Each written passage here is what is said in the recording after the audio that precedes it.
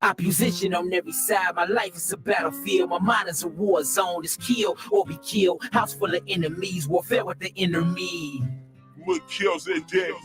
Opposition on every side, my life is a battlefield. My mind is a war zone, it's kill or be killed. House full of enemies, warfare with the enemy. Always. Messiah never changed up, he the same yesterday and today and forever. Lift his name up. Man, it's crazy how you changed up. I never changed up. What happened to brotherly love? You turn your back and got caught up in your own lust. Man, it's crazy how you changed up. Opposition on every side, my life is a battlefield. My mind is a war zone, it's kill or be killed. House full of enemies, warfare with the enemy. Opposition on every side, my life is a battlefield. My mind is a war zone, it's kill or be killed. House full of enemies, warfare with the enemy. You change your thought, you change your clothes. What doctor next with you, man? Who can know? The words out your mouth smell musty and old. You used to serve the Most High, now you're so.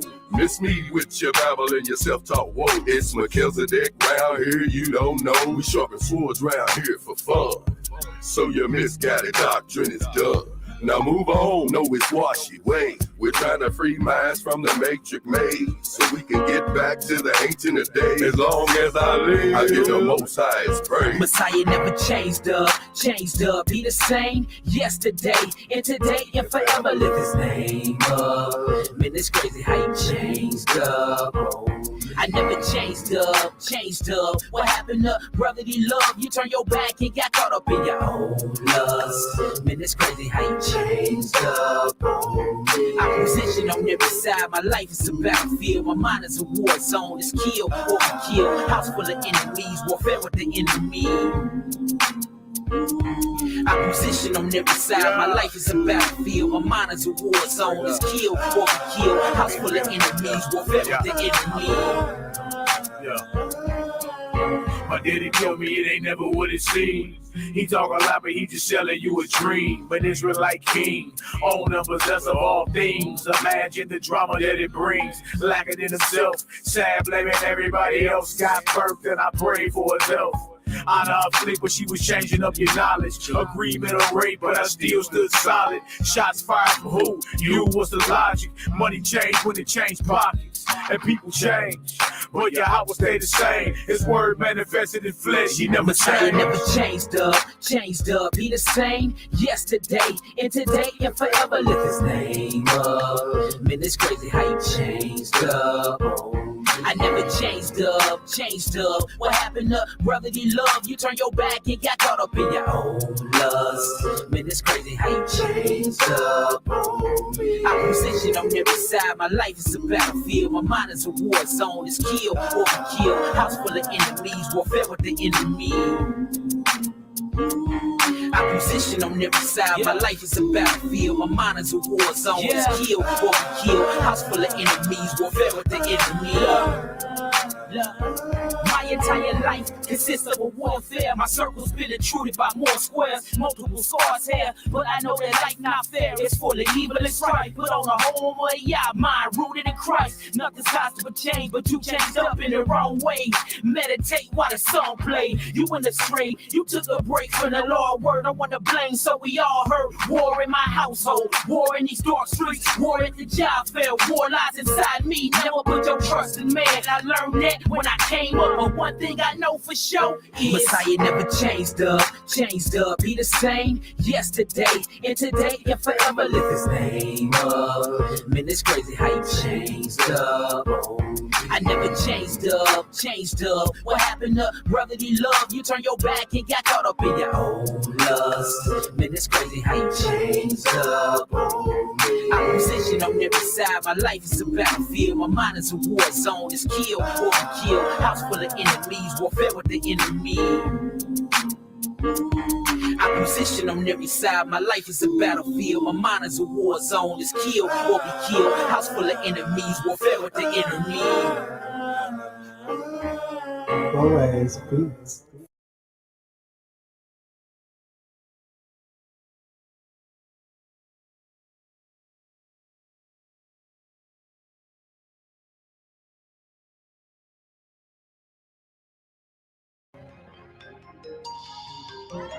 Hallelujah. Yeah, YHWH'S. McKelzedek music, Full Tribe Static Addict. You know what it is. Body of Messiah.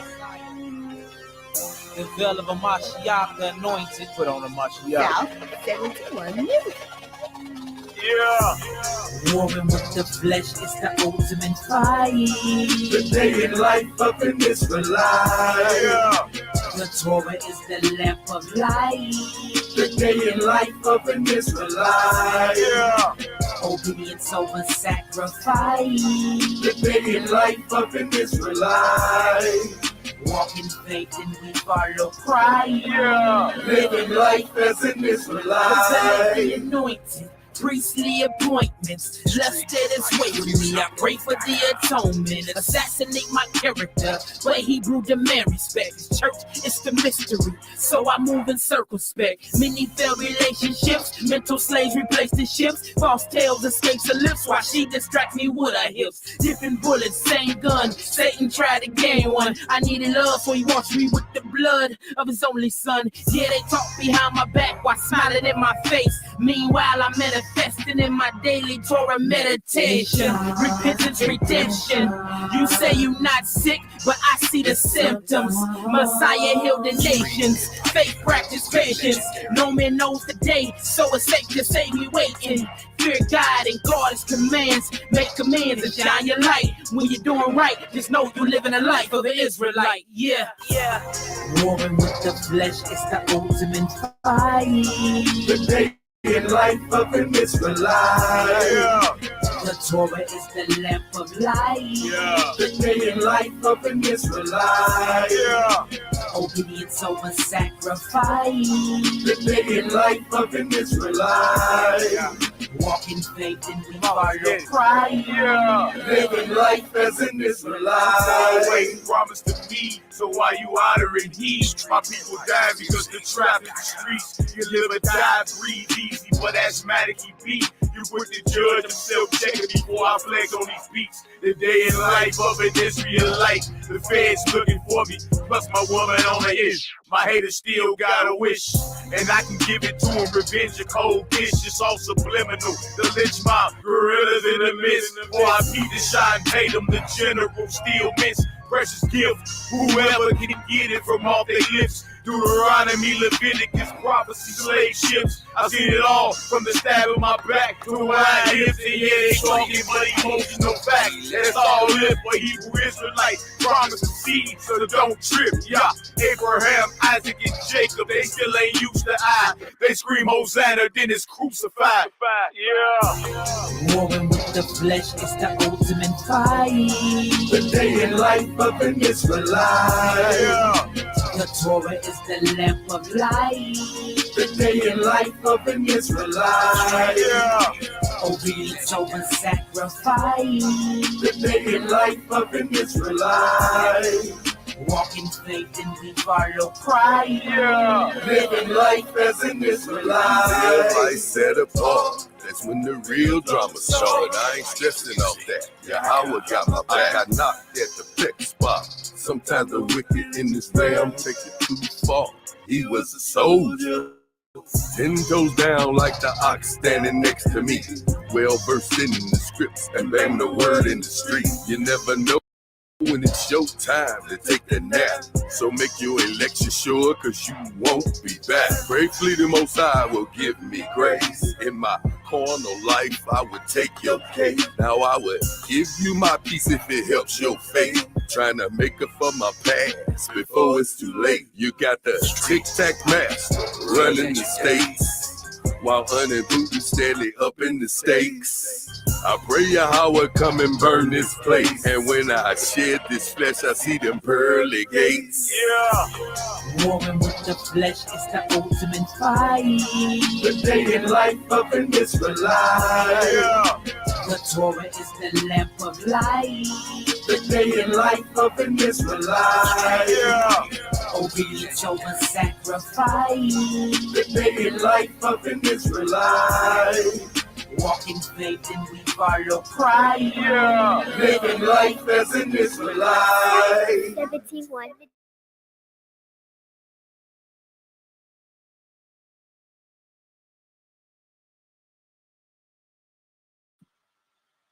Mic check, 1 2 1 2. Give me a Yahoo if I can be heard. Abundant blessings to the family in the building. Bless up.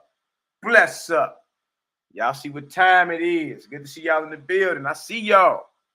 Shout out to my Akbanaya Steel City in the building, baby. It's my brother. It's my brother. You know what I mean? Hey, bro, we still family. You already know that. You dig? For her and for eternity. You dig? That ain't no thing, bro. Good to see you. Good to see you in the building, my brother, beloved brother. Shebrew Faith is 144. The Swift Messenger in the building. Bless up. Bless up. My sister Sherelle from the Lou in the building. Bless up, love. How you doing? Nakamya, my Barak in the building. My beloved brother Jerry in the building. My beloved brother Nazarene to Sing Faith is bless up. Bless up. Daryl Cosmine in the building. Shalom, King. What's the word? My brother Bezel in the building. Shalom. I keep Bezel the oil light. That's right. I dreadful Cosmine. YAH'KI in the building. Bless up. What's the words? Ema City, Compton, Hub City in the building. Hub City in the building. We got Virginia.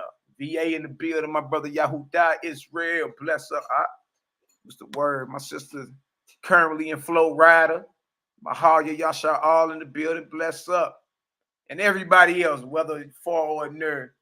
Gorgeously designed on Facebook. My beloved sister Rita in the building. Bless up. And every other brother or sister far or near, I salute you in the name of the Most High Yahweh, the Creator. Good to see y'all in the building. Okay. We can be heard. Let's make sure we can be seen in the building. Bless up, family. What's the word? How everybody doing today? Good to see y'all in the building. Y'all see the topic. We got the Vanity and Humiliation for False God Part 2. You understand? So we gonna chop it on up. First, I want to address a few things, though, man. You feel me? It's a lot of people been reaching out to me lately, and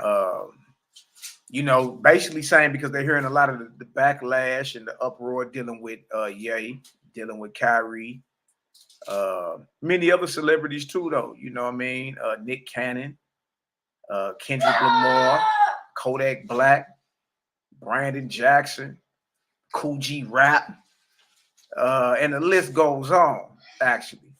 Jay Electronica, you understand? Goody Mob back in the day. CeeLo before he got on what he on, but Cool Joe Goody and them still rock. They still bros. You know what I mean? So I want to address that because dealing with the media, and which Ye wasn't lying about that. For y'all that don't know, the entire media is owned by a Jewish conglomerate, or you can call it a monopoly, whatever you want to call it. They run it. That's true. You know what I mean? So, what I'm saying is this. What is the problem? Like, what is everybody so in the uproar and offended about? Like, what are the brothers saying that is just so like, oh my God, I ain't never seen so many big punks in my life. Shaquille O'Neal, boy, you 7'3", 300 plus. Conan, like, what is wrong with you? Charles Barkley, he been, on what he on, but LeBron, bro, look, I'm sad. What is wrong with y'all? Now is the time, if you're going to do something as a people, now would be the perfect time. You got the most money and resources ever. It ain't going to be better than this ever. Now would be the time for y'all to stand together and say, the hell with all them sports and the entertainment. We're going to come together, use our resources and money and build what we want to build. And influence how we want to influence, because we influencing the earth anyway. How dare y'all let these men stand up hard and you niggas get a big old men, punks, get on her and just talk bad about Kyrie Irving? What did he say that was wrong? Like, I want to know, like, what did you hear that was just so? But the way you acting, proves what Ye was saying, Kanye was saying the whole time. Who controls the black voice? Ye wasn't lying. He told you what it was. Do that sound like somebody that's delusional? As soon as he tell you what it is, the chop come down. And here y'all go, run, nigga, run. Just keep playing basketball. Look, let me show you. Kyrie shared a video. That's common knowledge to the brother. Man, we been teaching this. Like, what are you talking about? This ain't nothing new.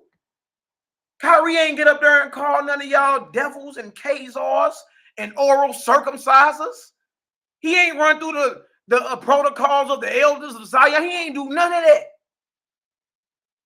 He just said, I can't be anti-Semitic if I know where I'm from. Facts. Ye say, yeah, we Jew too. He included you imposters. What's so radical about this? Like, I can see if I was, I would not be surprised if I get labeled that. Or, matter of fact, I have been labeled that before. But it's understandable. Even though that is impossible, I can be an anti-Shemite. It's Shem. Shem. You heard of Shem before? It's not Sem. Not little Semi. It's Shemitic. You know what I mean? So I wouldn't be surprised you would label somebody such as myself that. Because them brothers ain't even go hard. Ye just said, yeah, we Jew too. We from Africa. We got the blood of Christ. That's all he said. Oh, it's anti-Semitic. I say, then what the hell am I in? If y'all flipping out over these, they are simply acknowledging their ABCs and their 1, 2, 3s. That's basic elementary understanding. That's where the elevation starts. At least for me, it did.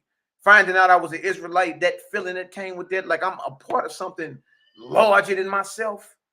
I'm connected to the creator of all. Man, that do something to you. You understand? That does something to you. So that's where it starts. You just can't get stuck there. You can't get stuck and get all judgmental and hateful. And you understand? But that's where it starts. When you understand your connection to something higher.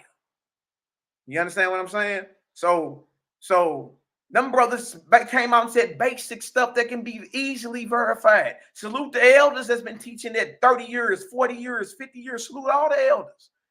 Brothers such as myself, I've been around teaching this consistently for 17 years. That's easy. People like to know who the Israelites are.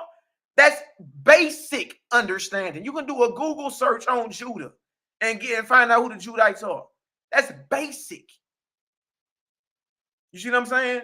So when them brothers come out and say that, and then I hear all these mumble mouth Negroes like Shaquille O'Neal, big ass, Charles Barkley, big ass, LeBron James, sell out.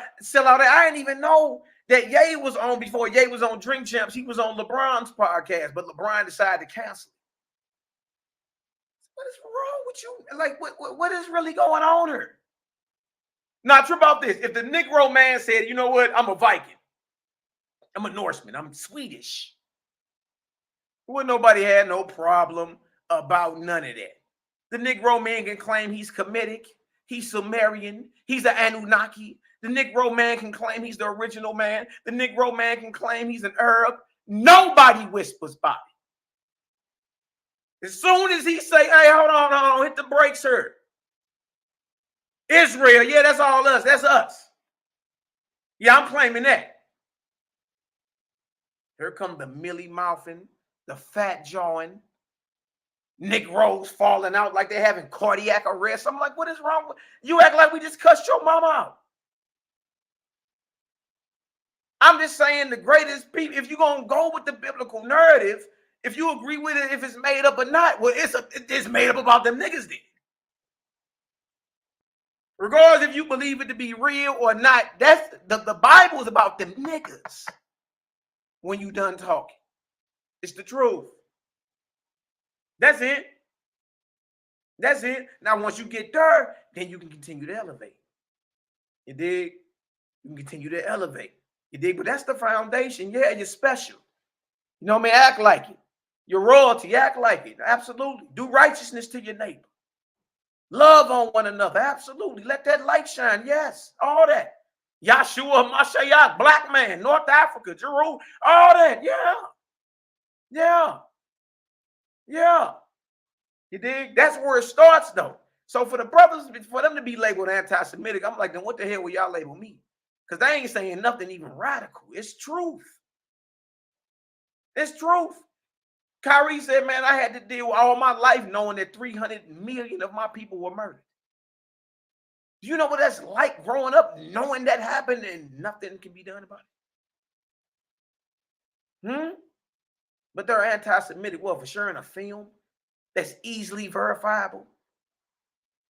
Hebrews to Negroes, Wake Up Black America by Ryan Dalton Jr. He knew to the Israelite movement.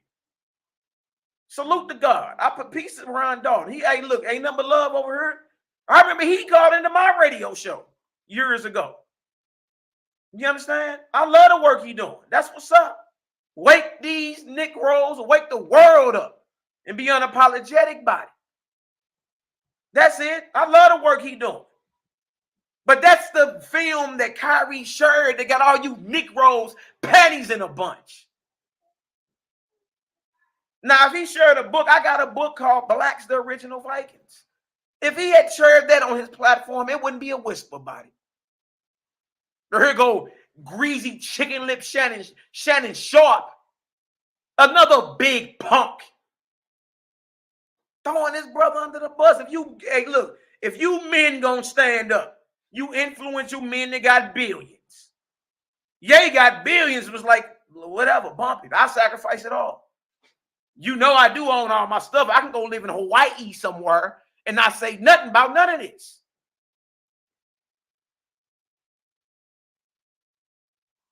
You know what I mean? So just be real with yourself is all I'm saying, man. Just be real. If you gonna at least jump into conversation and the knowledge, then at least be authentic in what you present. Stop throwing these brothers under the bus. Stand. And now's the time for the black man to stand. Y'all got the most resources and the most money than you ever had and that you ever gonna have. A lot of y'all billionaires now. Stand and build your own. Look, you did the Negro League back in the day. You did the Negro League back in the day and didn't even have the resources you had. You see what I'm saying? Watch out, watch out. And still didn't even have the resources you had. Now is the time if you're going to do something. If not, stop all the talking because certain men say, look, I'm tired of running. I'm just tired. I'm tired of buck dancing. I'm tired. Obviously, money ain't everything. Because these brothers crying out. Look at this. Let me just show y'all a definition real quick, and then we're going to get to our topic again, man. But salute the real ones. Regardless if you believe it or not. Look, if you're going to believe what you believe, stand on it. Stand on it. Let your nuts drag. All these are big men. Shannon Sharp, Shaquille O'Neal, Charles Barkley, LeBron James. All these men 6'8" and taller. And they late 200s, 300 pounds. Big old punks. Together you're so powerful, don't even know it. But it's something about when a black man claim Israel, boy, the world get tight in the booty. Everybody get all nervous. Let me show this definition. Let me show y'all what it is. What am I? If they're anti-Semitic, what would you call me? Please let me know. This should be interesting because those brothers are elementary with it. And that's all they had to do. For the bruise that get mad. Oh, man, Kyrie apologized. What you thought? He's a point guard. You know what I mean? He's a point guard. What you expect? All we needed for him to do was plant the seed. That's what's up. Now, one of my childhood partners I was spitting this to 17 years ago hit me yesterday and was like, bro, you warned me these days was coming. He did. And look, he was on the other side calling me crazy. You dig? But we stuck to our guns. You see? And now everybody got to come back and be like, dang, I love the fact that these influential men that my family look up to are coming out saying now what? Yeah, that's us. We represent that. So now guess what? Your son, your nephew, your grandson, your brother, you dig? I don't sound as crazy anymore, do it. But that's cool. I ain't over there like I told you so. I told you so. That's what's up, King. Keep it coming. Now, I could have got a noodle back and tucked my tail and gave a hell about what everybody else thought about me, but I never have. I don't care what you got to say. Means nothing. Now, look at this right here. Now, this is Merriam-Webster's. How is any of what they are saying anti-Semitic? How is bringing awareness to the fact that there are more abortions in the black community than murder? How is that anti-Semitic? Or how is that showing that Kanye West don't care about black folk? Because he brings up Planned Parenthood. Come on, man. Stop that, please. Now look at the definition. Let me go get to our topic at hand. All right, because over here we talk about spiritual progression. All right, all this flesh talk really ain't, it's really low vibrational when you're done talking. You understand? It's low vibrational when you're done talking. My whole point in being is, if you niggas gonna stand, man. Or get out the way. Get out the way. You dig? You got the most influence, resources, and money you ever gonna have. Do something. Don't get out the way. You know what I mean? Get them resources to men that's going to do something with it. That's going to affect righteous change. Now look at this. Merriam-Webster since 1828. Definition of Semitic, entry number 1. Of, relating to, or constituting a subfamily of the who? Afro-Asiatic language family. Afro-Asiatic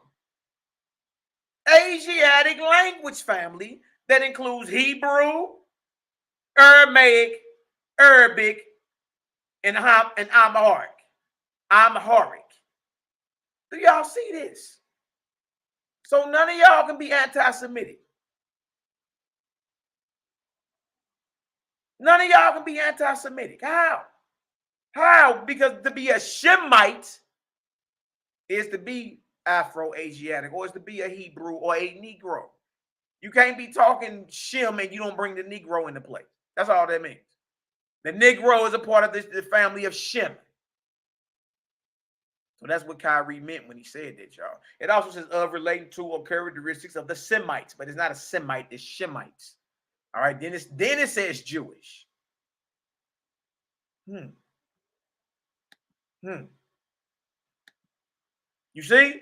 So we gonna deal with truth, be about truth. All right, stop labeling them brothers anti themselves. They are not anti-Semitic. Neither one of them ever said they hate Jewish people. You see what I'm saying? So be real and stop all the coning, man. Like, again, you men got the most influence, most money, you understand, the most resources that you'll ever have. If now ain't the time, it'll never be the time for the black man and woman to stand up. Now is the time. You dig? If you ain't going to do that, get out the way of the brothers that's saying, I'm tired. I'm standing up.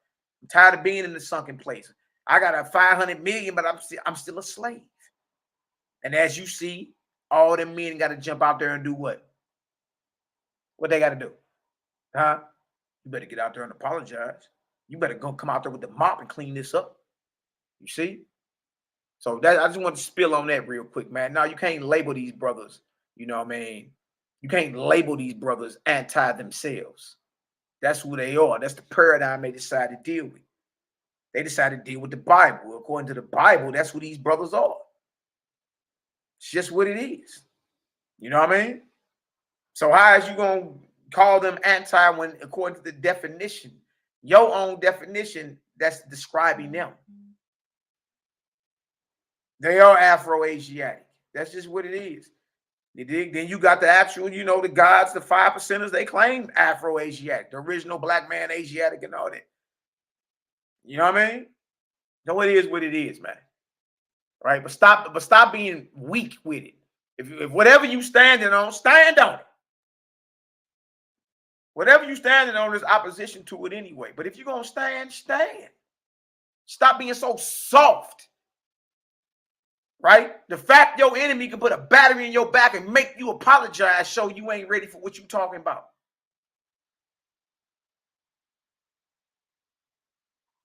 Period, point blank in the story.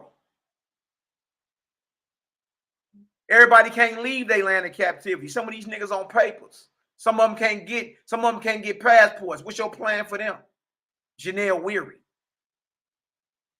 That mindset, I've been through that mindset. I already know where it's coming from. Deliver yourself. Absolutely. I hear you. But when you're done talking, some of us stuck behind enemy lines. What's your plan for us? Oh, it ain't a universal plan. It got flaws in it. It ain't nothing creative. Ain't nothing creative if it ain't universal. It got to apply to everybody, no matter what your situation is. Easy work. All right, let's get to this. All right. We're going to the book of Divinity today. Let's work. Matter of fact, let me go to the entire screen on this one. All right. Click on it, hit share. All right. And let's work. Let's show them what we're here to do. Let's show them what we're here to do. We ain't here to play with nobody. You know what I'm talking about? All right, so we gonna go Book of Divinity, chapter 13. All right, we talking about the vanity and humiliation of a false god. The name of this false god is Tusk. He took on the name of Hurrah. You dig? And tore away, you know, raised up to the rank of Lord. Then decided that the program of Yahweh wasn't fast enough, so he decided to break off and do his own thing. You know what I mean? And one of the creator's sons or gods, you know, was mad over the situation. The creator was like, look, let them be.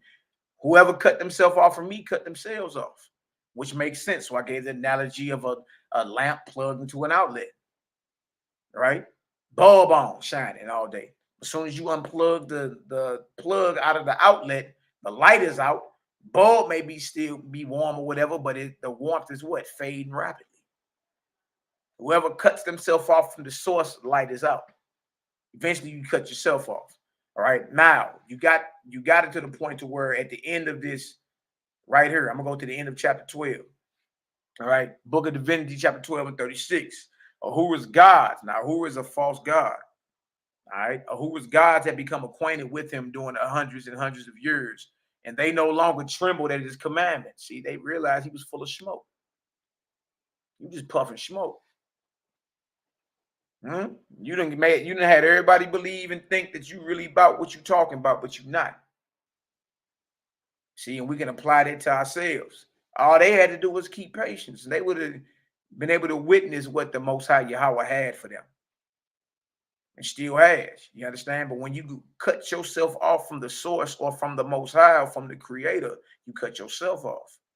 Eventually, that fire is going to what? Fizzle out like a dud on the 4th of July. All right, so this cat had convinced everybody that he was the creator. It's a false god right here, in heaven and in earth. You understand?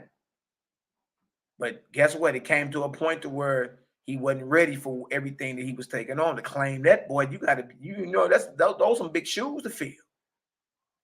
But guess what? It got to the point that those that was riding with him no longer trembled at him. They were like, bro, we know you. Look at this. In their hearts, they knew he could not do what he professed. They knew his prophecies were vain boastings. Indeed, his very trumpeters did not believe what they proclaimed. So it got to a point to where even though he was claiming what he was, even though he grew in glory, even though he had his own kingdom and all that, even though he was capturing the spirits and souls of mortals and bringing them to his heavenly kingdom, even though he was on a studied out throne, even though his heavenly kingdom and palaces were studied out, guess what? He wasn't prepared to deal with the consequences and the responsibility that come with being the creator. You dig? So when eventually he did what? Cut himself off to where even his people didn't believe him. Man, you just fat-mouthed. We know you, right? Chapter 13. Look at this. Yahweh prepares a way for the birth of Abram. That's Abraham. Poe, Brahma, and Iwata. Look at it.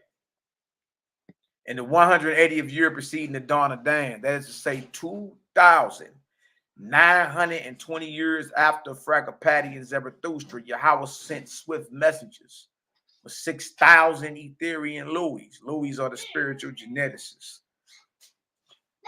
responsible for the prenatal condition of mortals. They're the ones that inspire your father and mother.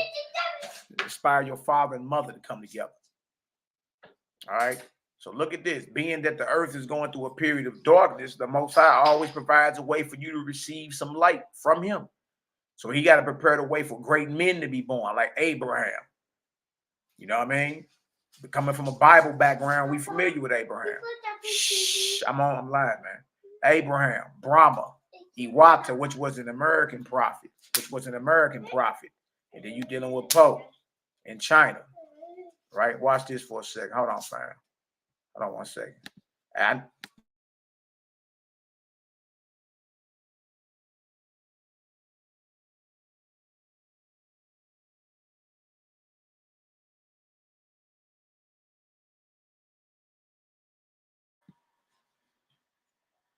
let me get back to it. All right, so it's giving you a time period. All right, this arc cycle was almost over. How do we know? It says right here, in the 180th year preceding before the dawn of Dan. That is to say, 2,920 years after Fragapati and Zarathustra. Well, if it's 2,920 years, an average arc cycle was 3,000 years. Arc cycle is a cycle that an archangel, an ethereal angel, rules over, has authority. Fragapati is one of those. Zarathustra was the prophet that was on the earth. Fragapati was the ethereal angel that was in charge of the administration of that earth and them heavens for 3,000 years. So you hear of archangels in the Bible. Well, now you understand archangels are responsible for arc cycles and the administration of physical worlds and their heavens for an average space of 3,000 years. So that's how we know this one is almost over. So this arc cycle is coming to an end. It's a period of darkness. It's a period of darkness. So guess what? The Creator provides a way for special men to be born so his light can shine. All right, look at this right here. It says right here. Yahweh sent swift messengers with 6,000 Etherian spiritual geneticists, Louis, from the Nirvanian fields of Chingatha in Etheria, the highest heavens. All right. And the swift messengers brought these words with them. Greeting to you, God of the red star. The red star is the earth. God of the red star and her heavens. In the name of Yahweh. By the love and wisdom of Serpenti or Amij, Nirvanian goddess of Ahoti Sati. We speak in the Father's name. So these are actually messengers from a daughter of Yahweh, a goddess named Serpenti or Amij, or Serpenta or Amij. Shout out to the sisters. You know what I mean? Our beloved sisters, create a gang in the building. All right. We're going to go read about her a little bit so you know who they are. Now, in Owaspi, the gods and goddesses are not worshipped. The false gods and goddesses are worshipped, but not the gods and goddesses who are down with Yahweh's program or Jehovah's program. They are not worshipped. They are sons and daughters of Yahweh or Jehovah, and their job is to help elevate you. Even in the Bible, it calls angels what? Ministering servants, sent forth to be heirs to them who should be heirs of salvation. I'm paraphrasing, of course, but it'll let you know that the angelic forces are there to assist man. All right, so it's the same even in OISP, it's the same thing, but even more of a detail and breakdown. So these swift messengers are coming in the name of Yahweh, but they're sent by Yahweh's daughter, Serpenta or Amij. Now, Serpenta or Amij is a Nirvanian goddess. All right, we're going to go read her resume in a second. All right, but we're going to go read it to show she's not worshipped. All right, so when you hear us say peace to the gods, peace to the goddesses, we talking about our brothers and sisters. You know what I mean? Because one day that's what you will be. You may be called on one day after you die and you rise in the ranks enough to where the Creator calls you to go be responsible for a physical world and the heavens surrounding that physical world. This is what's happening right here. Light got to shine. The earth is in darkness. It's going through a stage of darkness. Right? Well, the Creator always makes it to where his light can shine and reach those it's meant for. And this is what's going on. All right, we'll get back to it. By the love and wisdom of Serpenta or Amij, Nirvanian goddess of HICKMAN Sati, we speak in whose name? The Father's name. Peace and joy to you, O God, to your sub-gods and lords and Lord gods and goddesses. Again, salute to the sisters. Right? Somebody asked you, are there female angels? Negroes get the gravel mouth sandwich. The gravel mouth, should I say. Like you chewing on the gravel sandwiches. Why wouldn't it be female angels if there are women that live? What do they become when they die? They're not a female in spirit. Make it make sense. All right. So into your sub-gods and lord gods and goddesses. 180 years of darkness. Look at this. 180 years of darkness will now come upon your kingdoms. And then the darkness will go away and dawn will come. And during the darkness, Behold, the nations of the earth will go down in great darkness. So they come prophesying to God, who is the absolute ruler of the heavens and the earth. You see, they coming from higher heavens and further heavens. You know what I mean? With the message like, look, the earth about to go through 180 years of darkness. So we come to prepare y'all and warn y'all what needs to happen. And being that the earth is going through this darkness, the Most High is arranging for certain men to be born into the earth. You know what I mean? Verse 3. But the light of the Father's presence will not be destroyed. A little seed shall endure among mortals, in order for that seed to be ready for the labor of your goddess, who will come in that day. She sends her with us 2,000 Etherian Louis, spiritual geneticists, for Venue, India, 2,000 for Japheth, China or Asia, and 2,000 for Arabia, meaning Northeast Africa, Egypt, in that area. All right. And your goddess, now remember, she's not worshipped. This is a daughter of Yahweh who has risen so high in the ranks in the Most High's kingdom that he calls on her to deliver the earth. Prepare for my light to shine on the earth through certain mortals that will have to be born. So make it happen. You dig? And she salutes the Most High and she heads for the earth. Right? And her first stop is to holler at the God of the earth. Because there's many worlds. The earth is not the only physical world out there. You know what I mean? But anyway, look at this. And your goddess decrees that you shall appoint to these Louis one of your high-raised gods, and he shall go and labor with them. And the business of this your God and of these my Louis shall be to raise up heirs and followers who shall be grown to maturity when I come. For through these that they raise up, I will deliver the fathers chosen out of the afflictions that will be upon them in that day. So this is a whole system set up for the deliverance of the chosen people. Look at that. But your deliverance has everything to do with spirit before it's even a physical deliverance. You see what I'm saying? So it's showing you the system in order that Yahweh called upon one of his daughters to come to the earth and holler at the God that's in charge of the heavens and the earth. You understand? And then for him to appoint a certain high-raised angel to go with these spiritual geneticists, these Louis, 2,000 to Northeast Africa, 2,000 to India, and 2,000 over to Asia. You see that?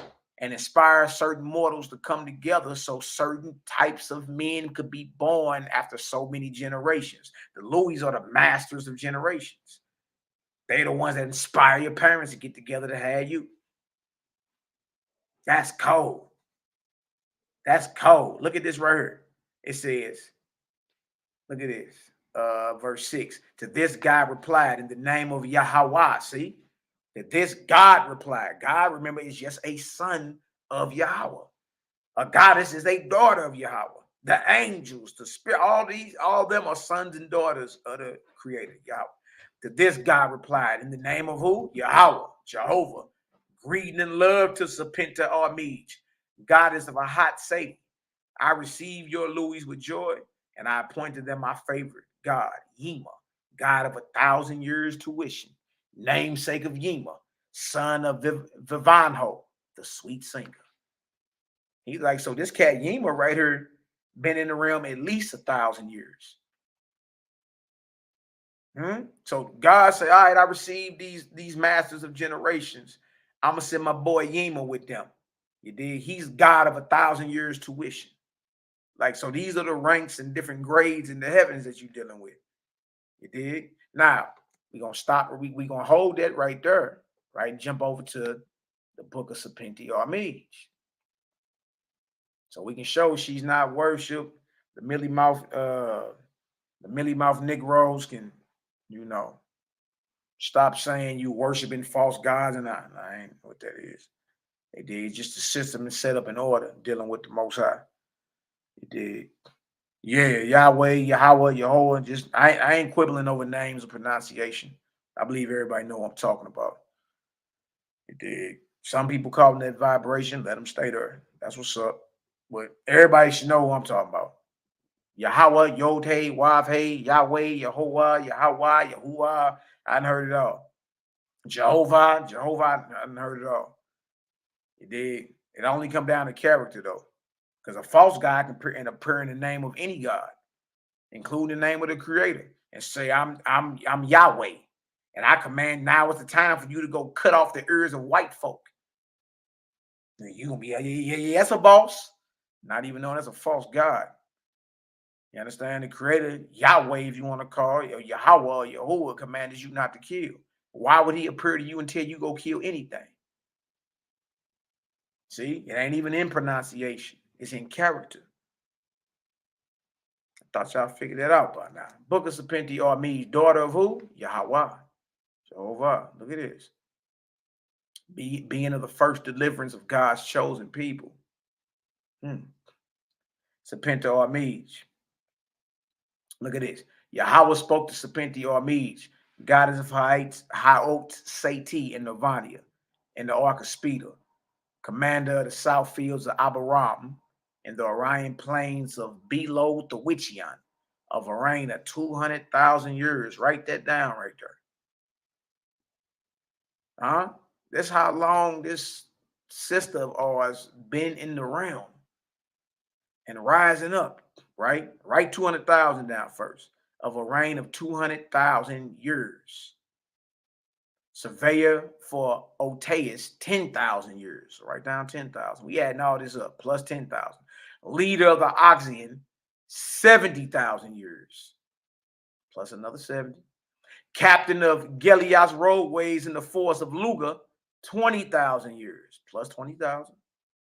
Founder and ruler of Isis, 30,000 years. Write down plus 30,000. Trencher of Hagasets swamps, 4,000 years.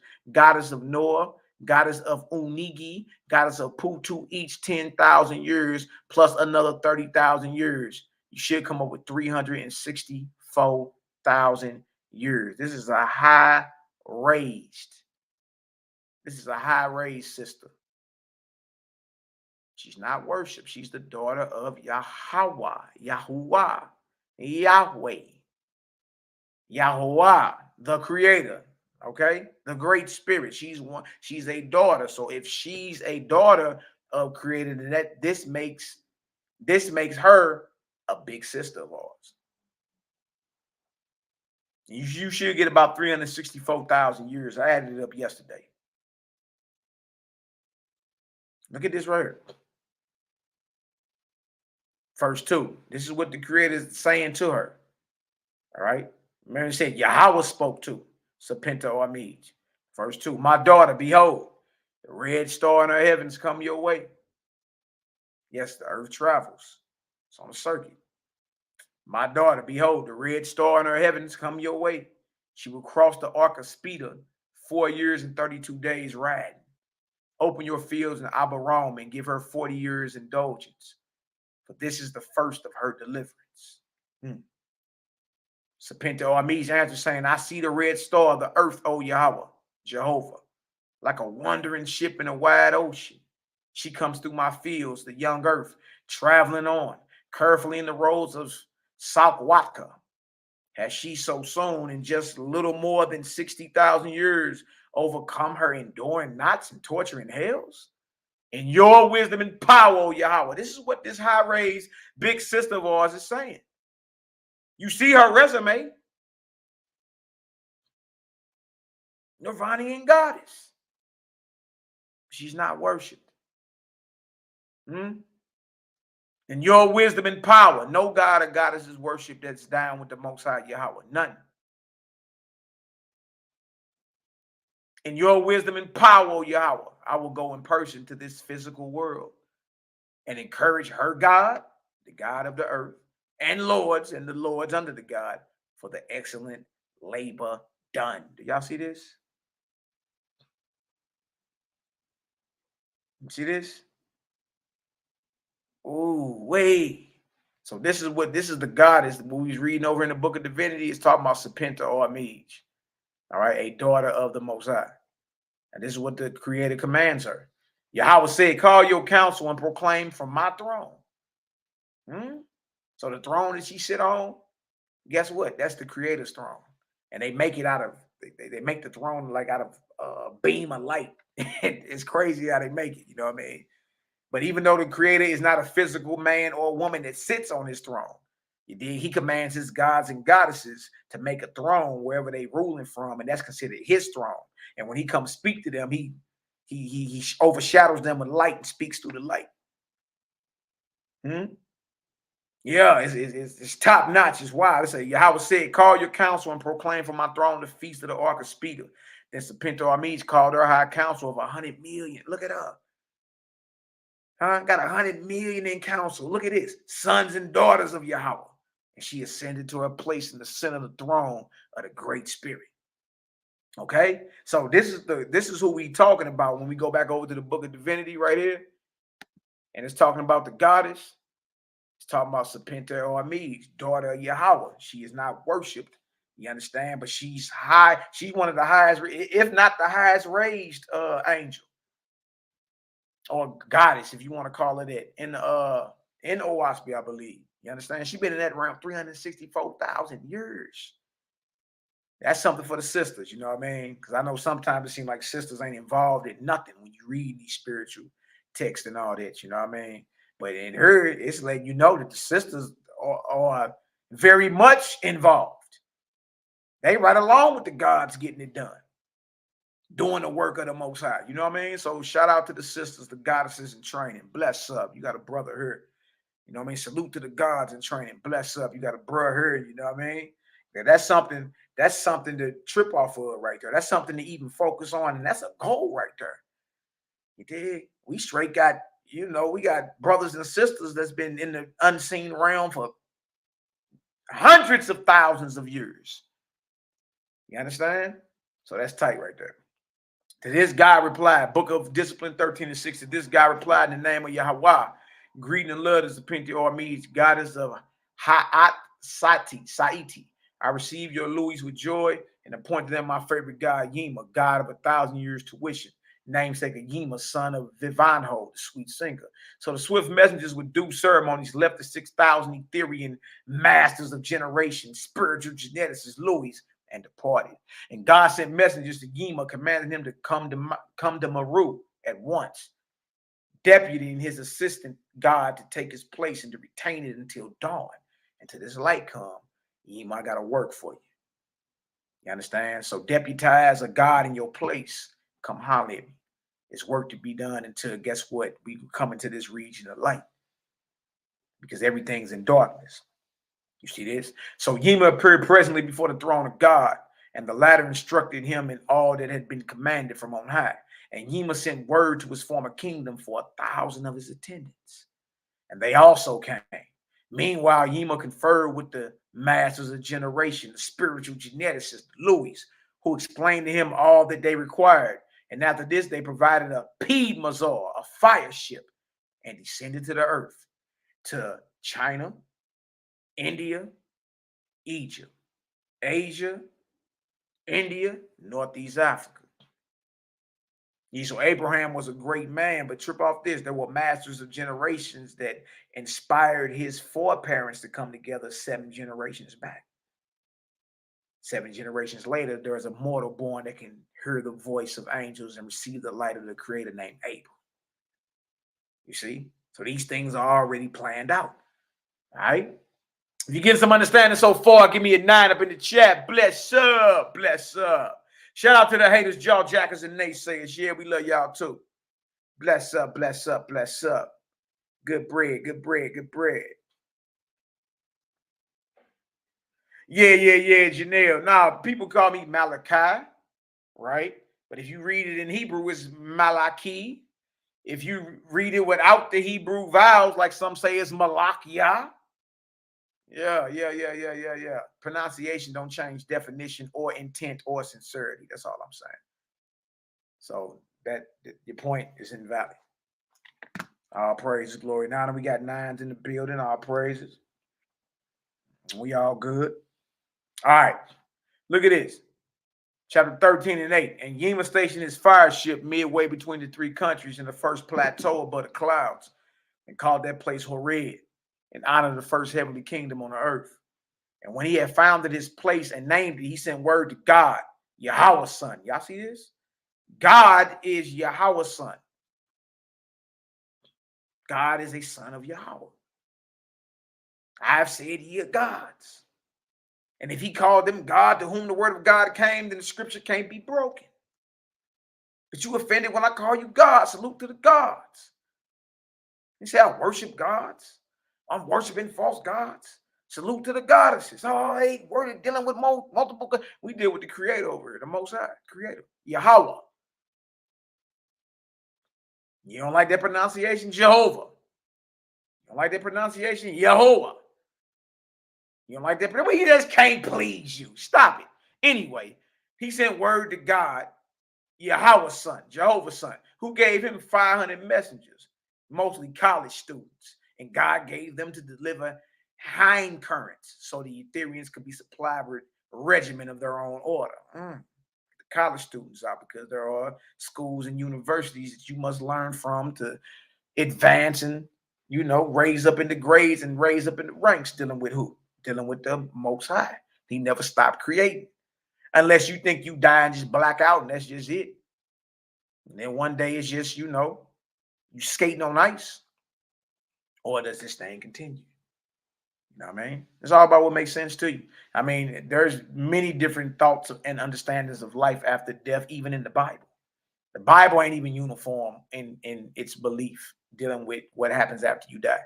That's why those that teach reincarnation can teach the Bible as well as those that teach resurrection can teach the Bible. Yima made the watches 24-hour duration, changing at dawn of sunrise every morning, half and on and half off. Read it again. Yima made the watches 24-hour durations, changing at dawn of sunrise every morning, half on and half off. And he called in all guardian angels, ashars, from the regions of mortals, where he planned to labor. And when they had assembled in Horeb, he addressed them, saying, behold, it is still 180 years till dawn of Dan, unto this region of light. Whole earth in darkness right now. You understand?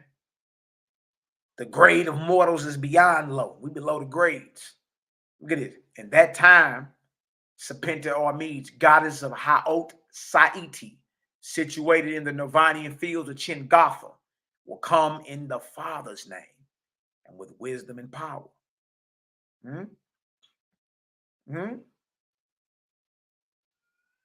But until that time, alas, great darkness will be in heaven and earth, especially in these regions.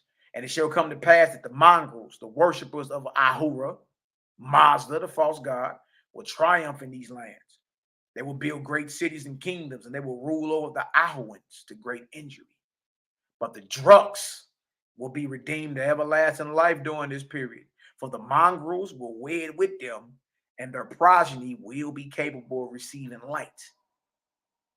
Spirit light, even immortality. So it's letting it be known this great darkness in the heavens and in the earth and in the locality of the earth. The worshipers of these false gods, they're going to start co-mingling and mixing. Right? And even though you're like, no, you ain't supposed to be doing this, you ain't realizing that's being inspired for a reason. So that later on generations can be capable of receiving the light of Yahweh. Look at this. Nevertheless, these mongrels will be great savages. And there will be cannibals over all these three great lands, from Northeast Africa to China. Cannibals. And y'all, we dealing what, 7,000 years ago? 6,000 years ago? Look at this. Nevertheless, these mongrels will be great savages, and there will be cannibals over all these three great lands. And those who are slain in battle will be cut up and put in vessels with salt, and thus their flesh will be preserved for food. Like the book of Eli, all the cannibals. Yeah, that was going on 6,000 years ago. You see why light had to be brought. Light had to be shed. See that? Look at it. But because the Iowans, the Zarathustrians, will not war, right? So the Zarathustrians and Iowans are those who you would call the ones who have the faith in the Great Spirit or Yahweh. They was non-violent. Coming on down to Israel, when Israel is in his first century and all that, those would be your Essenes and your Nazarenes and them. They all taught the same thing. They're just in different localities of the earth. You understand? And we had a brotherhood in Egypt too. Taught the same thing. So these things are lining up because I studied the Nazarene scene literature. You understand? So when I'm reading these things, it's like, oh, okay, it's connecting dots. Look at this right here. It says, but because the Iowans, the Zarathustrians, will not war, the mongrels will enslave them, except for those who escape to the forest. And between celibacy and torments, the Zarathustrians, those who believe in the Great Spirit, will have great suffering and slavery, bondage. And many of them will be discouraged and lose faith in the Creator. We see that has happened. Remember, this is about the deliverance of the chosen people during this time, right? Look at this. Book of Divinity 13 and 14. Look at this. But in order for their seed to be preserved and delivered out of bondage, you shall raise up many who are capable of suis. Suis is if you are, some people have this ability. If you have the ability to hear angels or to hear spirits, you understand? Certain men are born like that. Yahshua was one of them. Muhammad was one of them. What's his name? What's the boy name? Founded Christianity. Constantine was another one. There's certain men and women who are born into this earth who are more spiritually sensitive to what you can't see than others. And that's the gift of suis or suis, you know what I mean? Now look at this. But in order for their seed to be preserved and delivered out of slavery or bondage, you shall raise up many who are capable of suis, able to hear angels. And in the time of dawn, when the light comes, they shall be rescued from their enemies. Behold, present, here are Etherian masters of generation, spiritual genetics, Louis, who will go with you throughout these lands as survey the people, and also provide for the great lights who shall lead the people. See, so all this is you being born and being someone who the Creator is using. You understand, y'all? This thing was thought about or was orchestrated by the angels 7, 8, 9, 10 generations back before you arrived in front of this computer today. Yeah, yeah. You know what I mean? You dig? Look at this right here. After Yema thus instructed the guardian angels in a general way, he handed them over to the masters of generations, the Louis, who divided them into companies of thousands. And each and every Louis had one company of Ashars, guardian angels. And when this was completed, they departed out of Horeb, going to their various places. Book of Divinity, chapter 13 and 16. And 11 days after that, behold, IG began to fall on heaven and earth, substance of darkness. The earth is traveling through a region of darkness. IG began to fall on heaven and earth. The belt of meteors gave up its stones, and showers of them rained down on the earth. And the sun became like a red ball of fire. And it remained so for 166 years. Now remember, they was already 180 years out. 180 years out before this light will come. You dig? So the earth goes through another stage of darkness for 166 years, leaving what, 14 years remaining, right? And the peoples of Arabia, that's Northeast Africa, you know, Egypt and its localities, Vinnu, India, and Japheth, China, fell from holiness. The Zarathustrians, those who believe in the Great Spirit, gave up celibacy by hundreds of thousands. Yeah, 166 years is a long time to be celibate, Jack. I bet. Everything in darkness, ain't no righteousness going on. Ain't nothing but some wide hip women and some music playing and some liquor porn, man. Look. You won't be celibate long. You won't be celibate long. Look at this. Zarathustrians gave up celibacy by hundreds of thousands and married and begot children in great numbers. Look at this. Many women giving birth to 20 and some even to 25 children. And some men, look at this. And some men were the fathers of 70 children. Gideon in the Bible. You know what I mean? Oh, okay. Okay, little mama. Go ahead and get on about it. You and your feelings. Get on about it. Smell your own breath. And some men were the fathers of 70 children, and not a few, even of 100. And the Zarathustrians Remember, meaning those who believe in the Most High, Yahweh. Even the faithists with the mark of circumcision went married with the mongrels, and they with the drugs, so that the foundations of caste were broken up. So it's really telling you, man, look, we all mixed up when you done talking. I mean, if you still subscribe to the idea of a pure-blooded race, what is? I mean, everywhere been conquered and, you know, pillaged and villaged. But that's why the race thing, you know what I mean? So even though, again, it's good that the brothers are waking up and understanding who they are as Israelites, you just can't stop there. You know what I mean? Don't allow tribal warfare and spiritual superiority to have you out here becoming that which you already hate. None of us should become a Clinton Bixby. You know what I mean? You can't become a Black Klansman, can you? Come on now. We can't become the thing that we abhor. All right. But when we done talking, I mean, a lot of people, that's their platform. They love to talk about, you know what I mean? I'm pure Negro, or, you know what I mean? So-and-so ain't no Israelites and all that. I mean, I hear you talking. All right. You did. But when you, the flesh is only going to get you so far when it comes down to spiritual progression. You know what I mean? That argument's old. Like, you going to run, you're going to hit your head on the ceiling. You only going to get so far. Argue with facts over the fact of who you are. Yeah, let it be known. That's what's up. Stand on it. You dig? But the whole thing is for you not to be a scumbag, a nitwit. You understand? Be real. Be sincere. Be righteous. Look to always do right in this situation. Look out for other people. You understand? Stop being so selfish. That's what the Creator wants from you. He has divine attributes you're supposed to be displaying. And that don't matter your condition in life, your ethnicity, none of that. That right there is universal. You understand? So if you really want to be honest, we all are mixed up some way, shape, form, or fashion. And every last one of y'all can go do a DNA test and it will not come back 100% nothing. Because we mixed. All right? We all mixed up. Look at this. So great was the power of IG that even the Ions often broke their vows and lived privately with the world's people, begetting offspring in great numbers, not eligible to enter their sacred rites. And yet mortals did not see the IG, or the substance of darkness, falling, but they saw their cities and temples sinking, as it were, into the ground. Yet in truth, they were not sinking, but were covered by the IG, falling and condensing.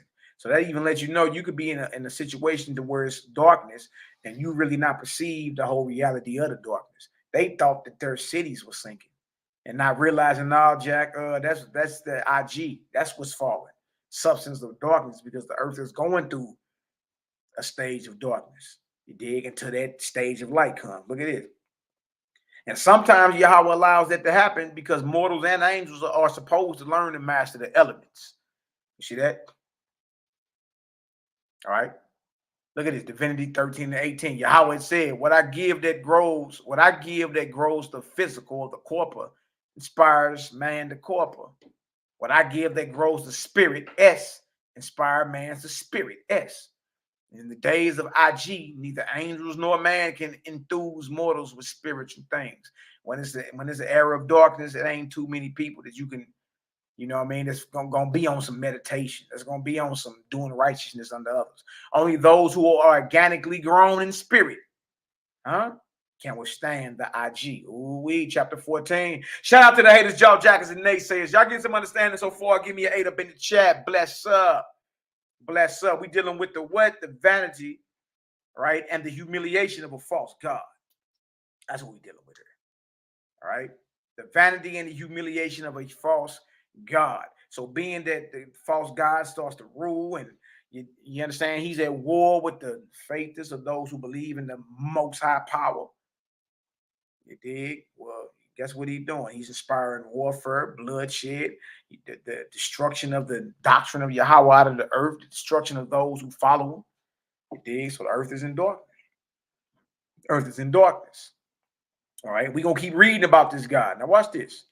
But it's showing you when the earth is going through its stages of darkness, the Most High always provides the light. And that's what I learned out of that. So you can apply that to your life, can't you? No matter what stage of darkness your light or your life is going through, because we all just mini planets, ain't we? You your own solar system, basically. You in your own world. This your experience. So no matter what stage of darkness you may be traveling through, know the light is coming. You know what I mean? The Creator always provides the light. You're never in darkness forever. You know what I mean? You're never in darkness forever. He will always make sure you receive the light. So if you are going through your low points in your life and you feel like you ain't worthy, or you dig, ain't nobody around righteous, or I'm just getting tired, I'm trying to do right or whatever, hold on. Hold on, have some patience. You know what I mean? Everything's a roller coaster. If darkness is relevant at the time, light is coming. Believe that. Believe that. You know what I mean? So all praise, glory, and honor to the Most High, the Creator. Book of Divinity, chapter 14, verse 1. Yahweh said, when IG comes near a dawn of Dan, let my masters of generations, my spiritual geneticists, my Louis be swift in duty. Huh? So y'all get on y'all good wings and hurry up. Far seeing in the races of men. I not only break up the old foundations of temples and cities in those days, but the foundations of the abuse of the caste of men. So Creator saying right before the dawn, he breaking up all that. He breaking up all that. You know what I mean? The caste of men. You know what I mean? The rich, the middle class, the poor, you know, the black, the white, the yellow, the Israelite, the Edomite, the Ishmaelite. He breaking all that up. Breaking all that up. Today I say preserve. Today I say preserve the caste of men. Marry this and so. Everyone to their own line. For I perceive it as wisdom. For I perceive it as wisdom. Right? It says right here, tomorrow I say I will have no caste. For the races are becoming impoverished in blood.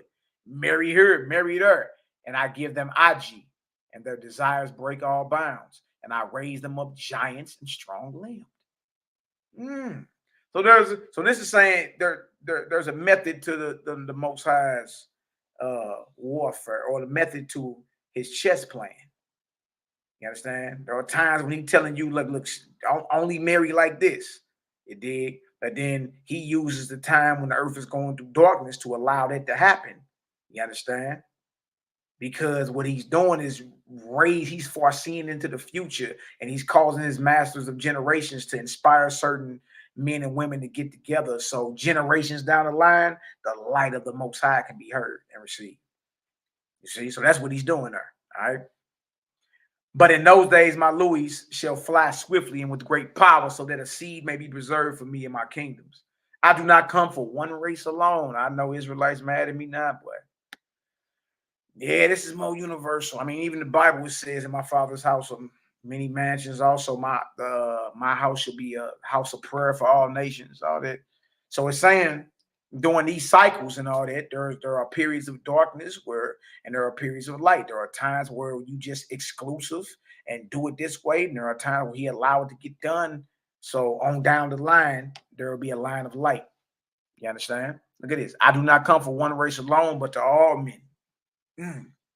As by my spirit I created them all alive. So likewise my hand is over them to all eternity. Who can argue with that? Who can argue with that one right there? Who can argue with that? He gave you the reason why he said, I don't just come for one race alone. I do not come for one race alone, but to all men. As by my spirit, I created them all alive. Who can argue with that? Did not the Creator Spirit created all alive? So you may be compromising your spirit because you may have started becoming that which we hate, which is the Israelite races. Like we hate the Klan. You understand? We hate the neo-Nazis and all that. We as Israelites have become the very thing which we have grown to hate. So when you hear something like this, you're so compromised, you can't just be free and let that resonate with you. That makes sense. He don't come for one race alone now. But to all, that actually does make sense because his spirit did create them all alive. With me, to me, that makes sense. It may not make sense to you. All right. I do not come for one race alone, but to all men. As by my spirit, I created them all alive. So likewise, my hand is over them to all eternity. And when the shower of AG is over and gone, look at this. I send my high-raised gods and goddesses to gather together my flocks and to proclaim to them anew my wisdom and power. And to those who have been selected and preserved by my masters of generations, my spiritual geneticists, my Louis, are the foundations of my new order. The creator is cold with this. He got a whole system and order set up. Like he don't know what physical world about to go through what cycle of darkness. So he sent his masters of generations. He did. He hollered a god or a goddess. You understand? They send forth their Louis, their masters of generations. They come in the creator's name and let them know they come from the god or goddess over the arc cycle. And let it be known, like, look, we got to establish a line of light. So we got to go give me some guardian angels. You know what I mean? Give us a God to show us around. Give me some guardian angels because we about to go ahead and inspire certain mortals to get together. So 7, 8, 9, 10 generations down the line, there will be a man born like Abram or Abraham who can receive the light of the creator. That's cold. That's cold. All right. You got even in the Bible what it says, those he chose, he predestinated. Predestination. Whew. Verse 4. Ahura took advantage of the age of darkness to sow disbelief in Yahweh. Ahura is the false god, which he broadcast over earth and heaven, and to gather in his harvest for the glory of his own kingdom. And when war, murder, and lust were thus reigning on earth, Ahura decreed to his lords, and they decreed to his ashars, and they decreed to mortals, that all that was required of any man or woman was not celibacy, nor carrying the alms bowl, nor any sacrifice at all, but that saying prayers to Ahura Master, and to his lords, and to wish them heard with praise was sufficient for all situations. And that by doing so on the third day after death, they would ascend and dwell in Ahura's paradise. Really? Really? Look at this.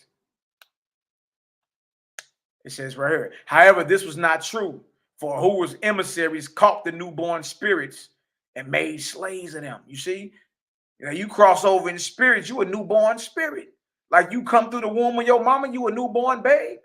When you die, you're birthed into the spiritual realm. You become a newborn spirit. So he lying, the false God lying to you, talking about you got paradise, right? And he said that's a lie.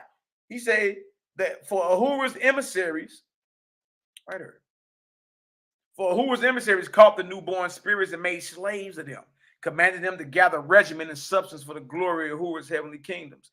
In the 40th year before dawn, this is before the light. Look at this. In the 40th year before dawn, the voice of the Father came to God, all right, saying, Meru is becoming uninhabitable. Haredi shall be moved into the earth. Zered shall be no more. Do not go to Ahura with this prophecy. He has denied my voice. He will not hear, but I will take the foundations of Cetus from under him, and it shall go down into the earth. Create a cold, boy. What you mean? He telling true God, his son, like, look, I got this. All these little plateaus about to fall. Huh? Don't even let Ahura know what's happening. He done denied me. He done cut me off. All right, he ain't gonna hear you anyway. I'm about to tear the draws off of Ahura. I'm about to tear his kingdom from right up under him.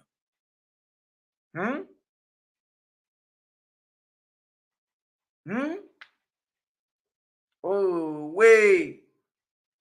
My brother Steel City. Facts, bro. Facts. Bless up. Look at this. Create a code with it, boy. Right? Look at this. But you, oh God, my son, I forewarn, for your kingdoms and your upraised sons and daughters shall be preserved through the darkness. They shall become my brides and bridegrooms. I will prepare a place for them in great glory. Call the diva together. The diva is the politic body of angels that get together and form laws under the authority of the creator. And the presiding officer over the diva is Div, the title that God holds. All right. God is the chief over the politic body of the Congress of Angels. His title is Div. Call the diva together, and I will speak before them, and my voice shall be proclaimed throughout all these heavens, except in the heavens of Ahura, where my voice shall not be proclaimed. 14:8, Book of Divinity 14:8. Yeah. So God called the diva, and they came and sat in the sacred circle, and the light, like a sun, gathered above God's head, saying, "Come up above Haredi, Behold, I have broken up meteors. I have fashioned a new plateau in the firmament above, upon which all things are plentiful for heavenly kingdoms. Come with your Lord gods and with your Lord and gods, and I will show you, and I will show you. And when you have seen it, you shall possess the place and begin its inhabitation, taking there your host of billions. When the light ceased, so you notice Yahweh ain't there sitting as a physical angel. He's the ever present. Yahweh is speaking through the light to his sons and daughters. You dig? That's cold. Look at this. When the light ceased speaking, it took wing and rose upward. And Div, God, and Diva, the angels, rose also and followed after. And thus Yahweh led them to the plateau. Hence it was called Cryoshiva, signifying the light is chosen. So in other words, where you ruling from, it became uninhabitable. The other kingdoms of these false gods, they about to fall. Rise up. I didn't provided a new place for y'all. Dig? Look at it. And God and his sub-gods possessed the place and laid the foundation for inhabitation. And after that, he and his lords and gods returned and counseled on the manner of removal. At this time, there were 4 billion faithists. Salute the faithists. Salute those who have faith and belief in the Most High Yahweh. At this time, there were 4 billion faithists belonging to God's kingdoms, most wise and upright, full of purity and good works. You see that? God and his lords and Lord gods did not have sufficient power to remove so many angels, especially as many of them were still below grade 50, and so were inclined downward more than upward. So after due counsel, God decreed to build an avalanche, a fire ship, capable of transporting 200,000 at a time, and to begin by removing the highest grades. And God foresaw his own wisdom that he should send to Vishnu and his lorddom an all-sufficient force to protect the mortals of India, China, and Egypt, which were soon to be flooded by the host of Ahura, being cast down on earth. Because this darkness is coming. It's becoming so heavy that the false god kingdom is going to belly up. The pressure going to be so much on the shoulders, it's all going to come crashing down. You dig? So those that's down with the Creator's kingdom sending word to everybody. You know what I mean? Vishnu and all them, like, look, this was about to happen. You dig? These unclean spirits are about to get unleashed into these streets. And when you see it, when it's seeming like that, that's what's happening. All right. All right. Accordingly, he sent for Vishnu, and when Vishnu was before the throne of God, the latter told him all the words of Yahweh. All the words Yahweh said in regard to Ahura and his kingdoms and their ultimate precipitation to the earth. He like, look, they about to fall. They about to fall. And told him about the new plateau, Cryoshiva, where the light had conducted them. And he further commanded Vishnu to return to his own place, Maitreya, and survey the dominions and estimate what force he would require in order to protect the mortals of those 3 earth divisions. So he's like, look, send back report and word. Let me know what you gonna need to protect the faithists. So that's something for us to understand, y'all. You understand? No matter what's happening in the world around us, we are guarded by the angel ambassadors of Yahweh. Believe that, Jack. You just got to stay right in your intention and right in your actions. You understand? We protect it, right? Look, this thing been foreseen. I'm talking about generation after generation on down the line. It's already been called down. You know what I mean? It's already been called down. You know what I mean? Look at this. Vishnu replied, as to the latter part of your commandment, O God, I have already accomplished it, for I fear these things might come to pass, and I provided accordingly. The number I will require of and above grade 80 will be 600 million, for I must have at least 1 angel for each and every mortal. 600 million. He said, remember, it was 4 million faithists, but he's saying it's like 600 million people in all these localities. I need at least 1 angel for each of them. Look at this. God answered him, saying, you shall have 800 million. Upon hearing this, Vishnu took leave and returned to his own place. Maitreya, God immediately sent forth selectors with power. And they went into all the colleges and factories and other places of Yahweh's kingdoms and selected out the 800 million angels required by Vishnu. And God sent them to Maitreya as soon as possible. Now, the 600 million angels taken to Maitreya, who had been subjects to sub-gods, besides 100 million that had strayed off, becoming wanderers and drudges, Vishnu found 30 million above grade 50. And these he appropriated at once to work in concert with the sub-gods in building schools, colleges, factories, and all of the required places for the elevation of man. Do you see? The gods and lords that are down with Yahweh are all about elevating you. They're not selfish at all. They don't even require for you to praise them, worship them, pray to them, nothing. They direct it all to Yahweh. You understand? And that's what Yahshua taught. You dig? Look at this right. When he had thus established order, he called together the sub-gods and said to them, do not think I am about to leave you on your own. I am not. But you are not mine to keep, nor are your hosts mine. You asked for them in the first place, and Yahweh gave them to you. I have restored order. The time has now come when one of you must be chief captain over all the rest, and he shall apportion the rest of you according to his highest light. Choose therefore your captain, and I will give him a judgment seat and a badge of office, and together you shall comprise a council, for I will make this a kingdom when the majority is past grade 50. Look at this. Sub-gods are liberated for 8 days, but perceiving the responsibility of leadership, not one of them would accept the place. So they came before Vishnu saying, release us, we pray, and raise up another person, and he shall be our captain. Vishnu said, a certain man and woman married, and they prayed to Yahweh for offspring. And he answered their prayer, and they had many children. And now when they perceived their responsibility to the children, they said to the Great Spirit, we pray that you give the responsibility to some other persons. What do you think of them? Now I say to you, Yahweh heard their first prayer, but not the second. If I serve Yahweh, how then shall I answer your prayers and appoint another person in your place? It is a wise man who does not rush. It is a wise man who does not rush not into leadership and responsibility. But he is a good man indeed who, having gotten in, says, now I will go ahead in Yahweh's wisdom and power with all my might.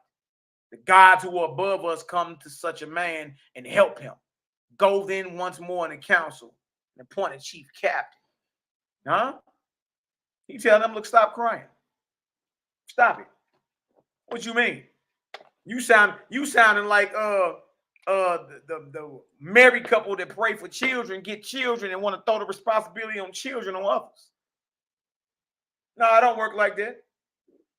Now, I understand you want to rush into leadership and all that, but he's a good man indeed who have gotten in, says, now will I go ahead in Yahweh's wisdom and power with all my might. Exactly. So what all you do in the name of the Creator. Look at this. Barely had Vishnu finished saying this when the sub-gods perceived what was meant by the higher light. And the whole 60 held up their hands, saying, I will serve you, O Yahweh. Give me whatever you will.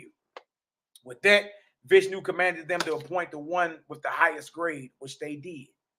And it fell upon Subga. And accordingly, Subga was made chief and captain in chief of MELCHIZEDEK with rank 60 on the first list. So Vishnu created a judgment seat for Subga and gave him a badge of office. And the other sub-gods were made captains of divisions and numbered according to their assignment. And none of them were humiliated before their former subjects, but became trainers and disciplinarians in new fields of labor. And their former subjects were no longer called subjects, but hosts. They were liberated in all things, except with no liberty to return to mortals. Vishnu no more then had these matters settled. When the new host, the 800 million, came as the guard and shields of mortals, Vishnu organized them, making MELCHIZEDEK the central throne over them, and he divided them into companies of 1 million and gave to each company 1 marshal, 1,000 messengers. And the marshals again subdivided their hosts into thousands and numbered them, and to each 1,000 he gave 1 master with his quota of messengers. Next, Vishnu divided the 3 great countries, India, Japheth, and Urbania, India, Asia, and Northeast Africa, into as many parts as he had appointed marshals. And the lands were mapped out, showing cities, towns, countries, places. And each marshal was assigned his place. And a record of these things were made, including the maps, the divisions, and the names of the marshals and masters. And it was registered in the libraries of heaven. So Vishnu's hosts were sent to their places and commanded to give daily reports of their labors, which were to be carried by the messengers to Vishnu. Ooh-wee, chapter 15 coming up, book of divinity. So it's amazing to me how the Creator, how Yahweh has everything already mapped out because he knows the darkness and he knows the plans of the false gods and what it is they're trying to do. Right? But for those who are the faithless, look how many angels and guardian angels and Louis and all those, you understand, who surround us and guard us, who have us in mind when they're inspiring your great grandfather and mother to get together. So you could be born in this day and receive the light. You know what I mean? You did. Oh, it gets, you know what you say? Let's get her done. That's right, HICKMAN. All right, so if we get some understanding so far, give me 7 up in the chat. Bless up. We ain't trying to lose nobody. Let's get it. The vanity and humiliation of a false god, part 2. The false god we're dealing with today is Ahura. And we definitely going to have a part 3 because we're going to go over when he gets redeemed. And the work he got to do. You know what I mean?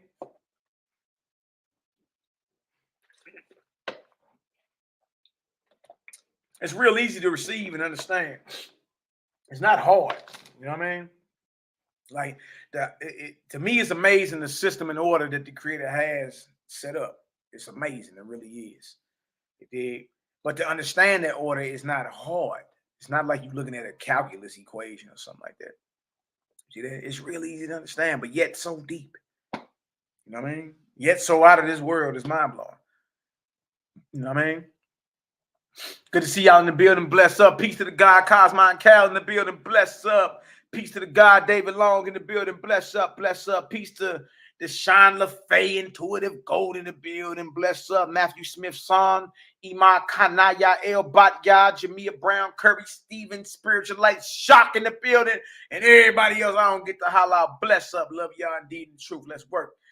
Book of Divinity, chapter 15, verse 1. In Meru, God and his officers were using all their strength and wisdom to provide for the removal of his host of Cryoshua. The demand for builders, surveyors, and carriers with power was so great that God decided to send trumpeters through the kingdoms of Ahura the false, asking for volunteers. Oh, this just got even better. This just got even better. We about to do this right in front of the false god. That's hard.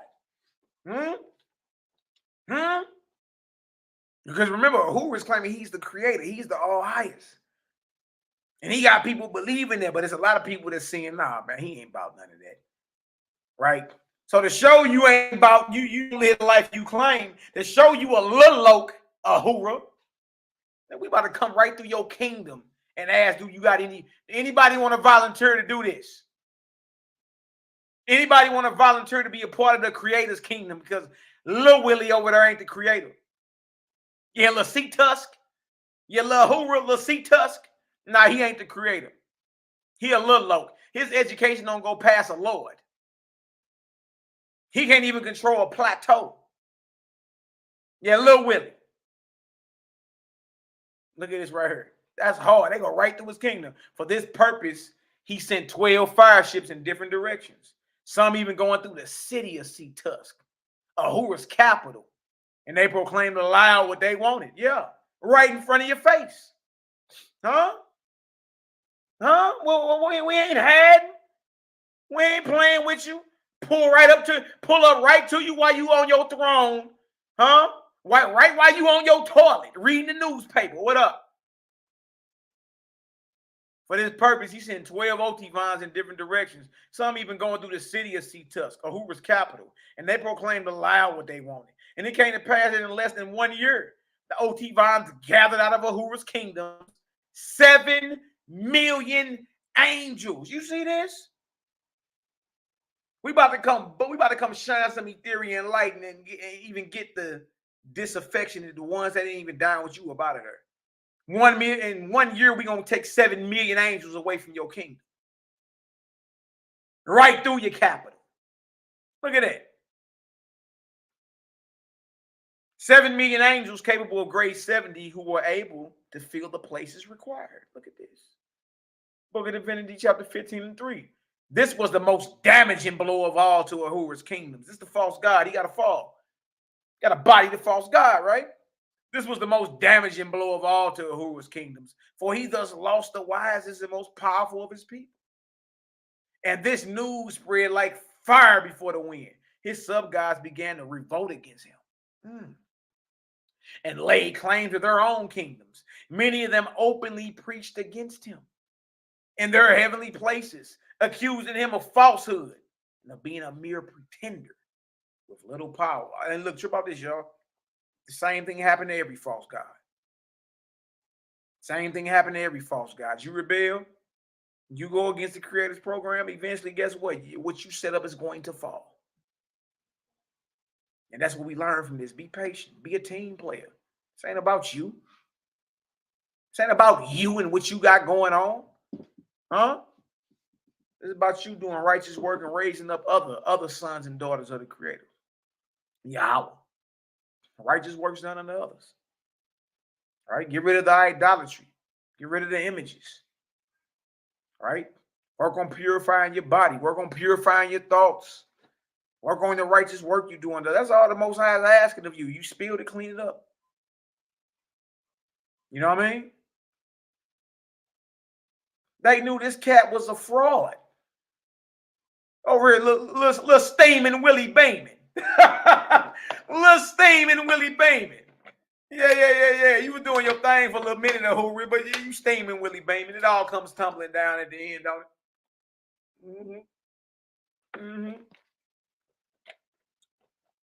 It all come tumbling down in the end. You see that? Little steaming Willie Bayman. Look at this right here. They knew he was pretending. Man, you pump faking out here. Look at this. Nevertheless, he had great power in the name of Ahura Mazda, for he was believed in heaven to be the same God, even Ahura Mazda, who inspired Zarathustra. See, so the false God, like I said earlier to the sister, a false God can appear in the name of any God you praise. That's why you got to learn the character. You got to learn the character of the Creator, because a false God can come to you in the name of Yahweh, Yahweh, Jehovah, Yahuwah, Ahiah, Yeshua.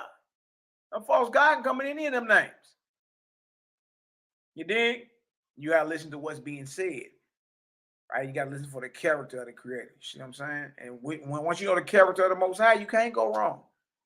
Because you know that ain't him. That ain't Creator. Nevertheless, he had great. Okay, I read that. Look at this. So Ahura Mazda got people thinking he's the very God that inspired the first prophet on earth, Zarathustra.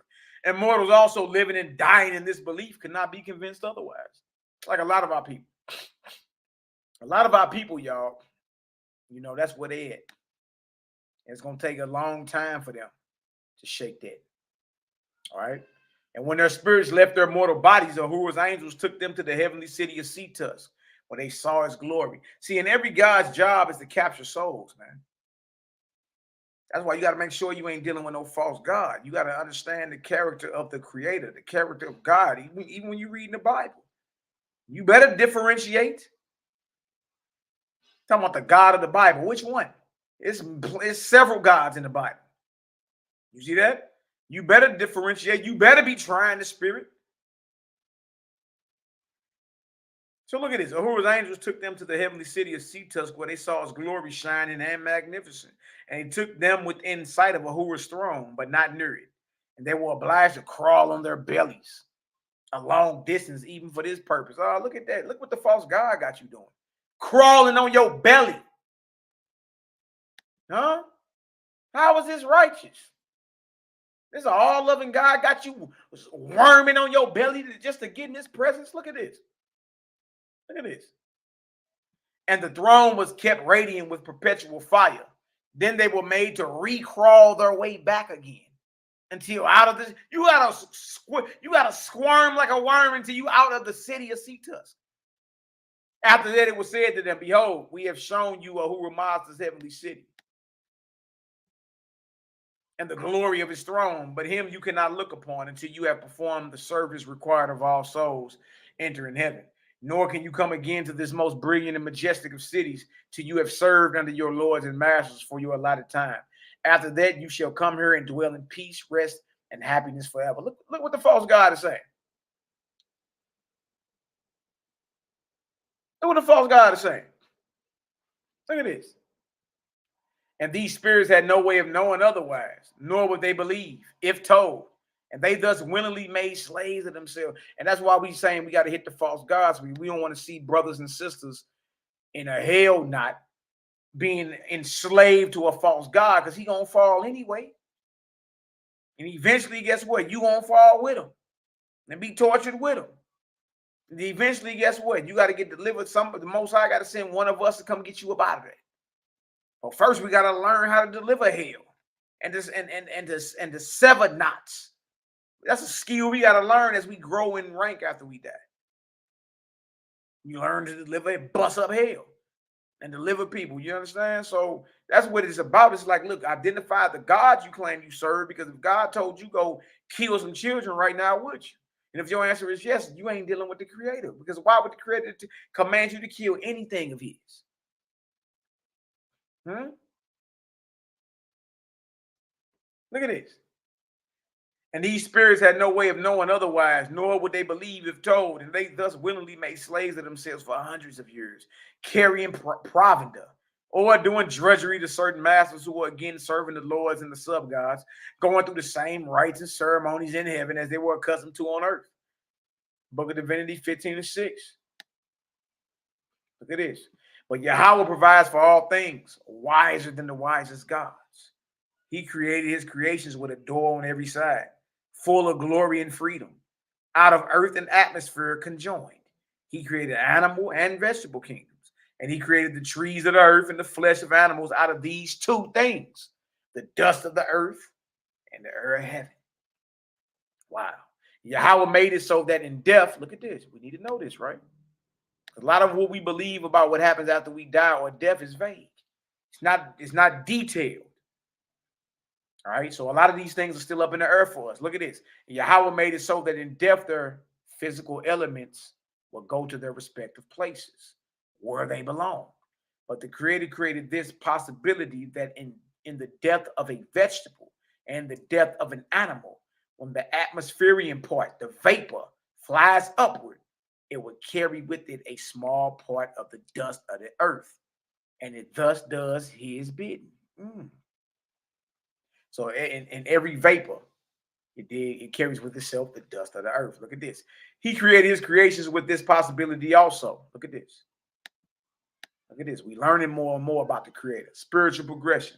He created his creations with this possibility also, that the earth gives away of its substance into atmospheria over hundreds of years. And the fields become barren and cease producing, and certain animals become barren and cease reproducing, and their species go out of existence. And he created man subject to the same forces.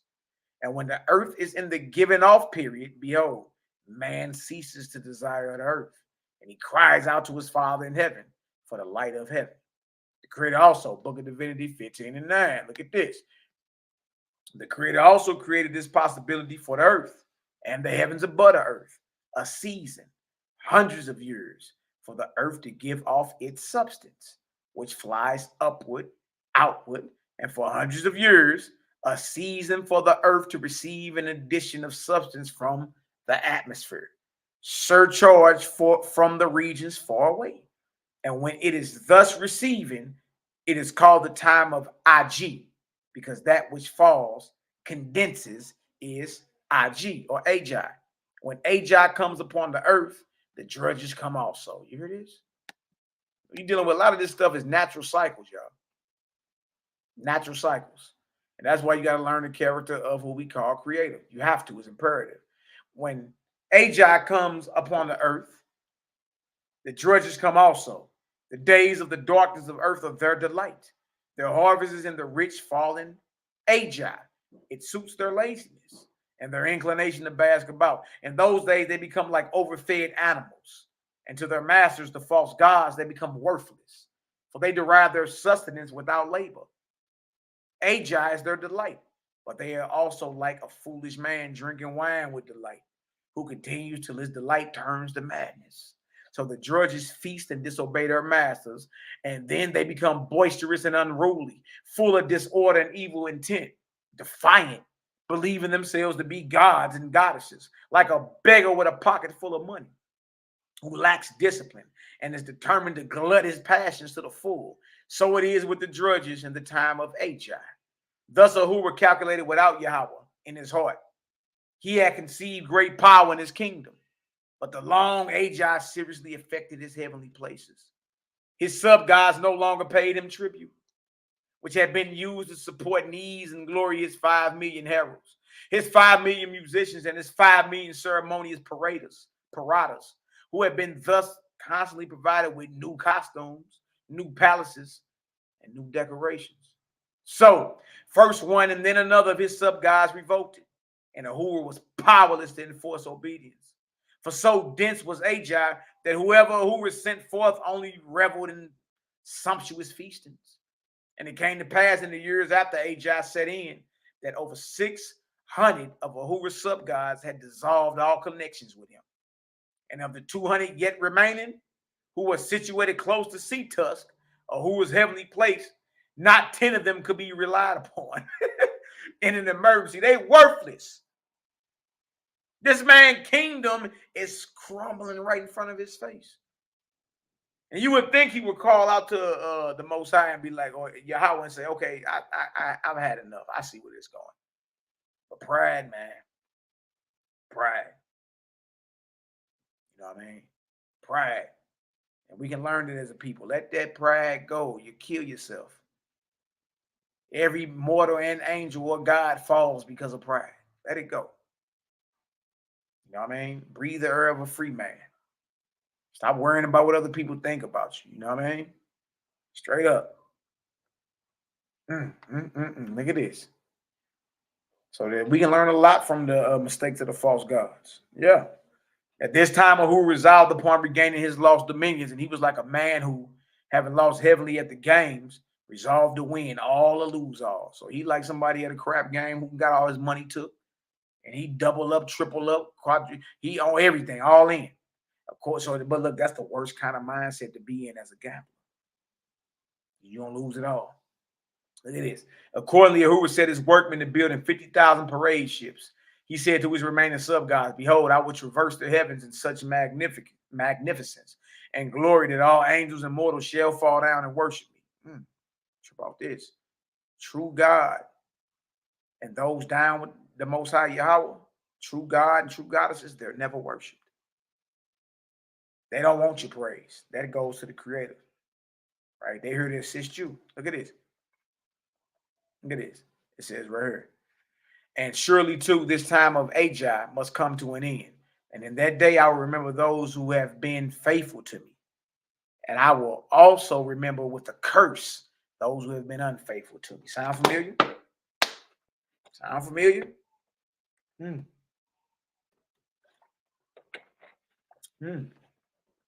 False God has to curse you, huh? Got to get cursed. Got to come with some type of fear tactic, huh? Look at it. For 14 years, so this means we right up on that 180 years, so the light is coming. All right? For 14 years, the workmen were building the Ahura's fleet, and yet they had built only 30,000 ships. For so great was the desertion of his skilled men that failure met him on all sides. Yeah, remember, all the wise men departed out of his kingdom. You ain't got no skill, boy. You ain't got no skilled advanced engineers and mathematicians to build no ship for you, boy. Huh? You got Ned the Wino building this rocket ship and this fire ship for you. And you would have thought even then, he'd be like, man, dang, you know what I mean? Every plan that I'm coming up with is falling. All right, let me get on back to the Creator. All right. Look at this. But with these 30,000 ships, who were determined to travel throughout all the atmospheric heavens. Accordingly, look, so he done got his ship nigger rigged. Like, what is he doing?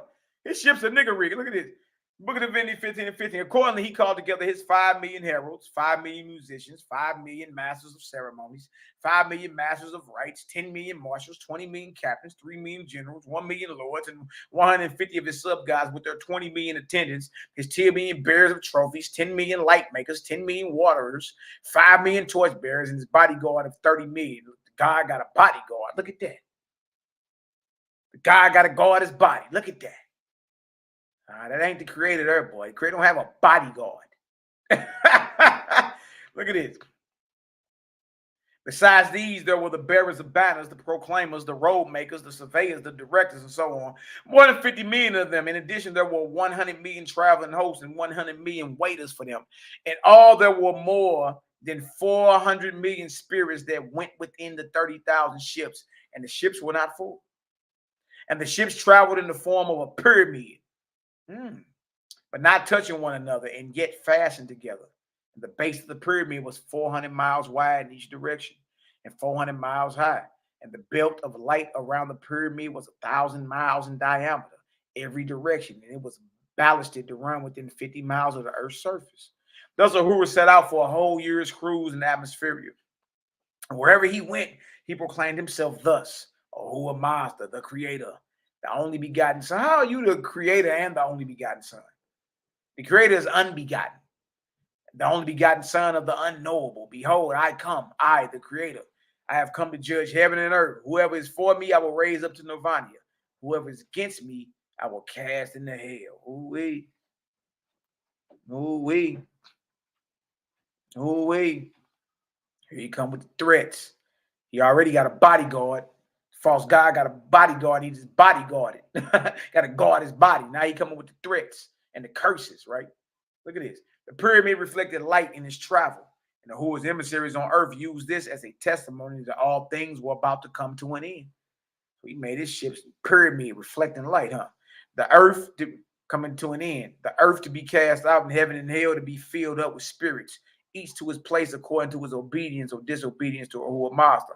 On the other hand, Uhura's rebel sub-gods laughed at him. Look at this. Because remember, he got people that came about his ranks, laughed at him.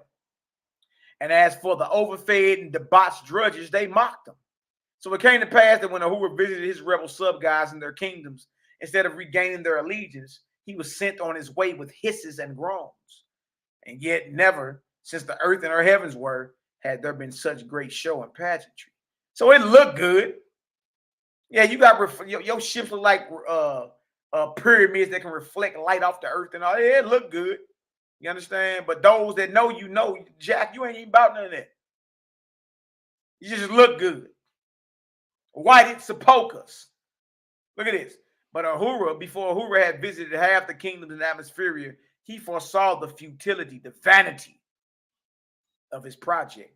The probable downfall of his own mighty kingdoms began to break in on his heart. Enthusiasm for his name was on the wane, decreasing. And all his magnificence had failed to restore him to what he had been.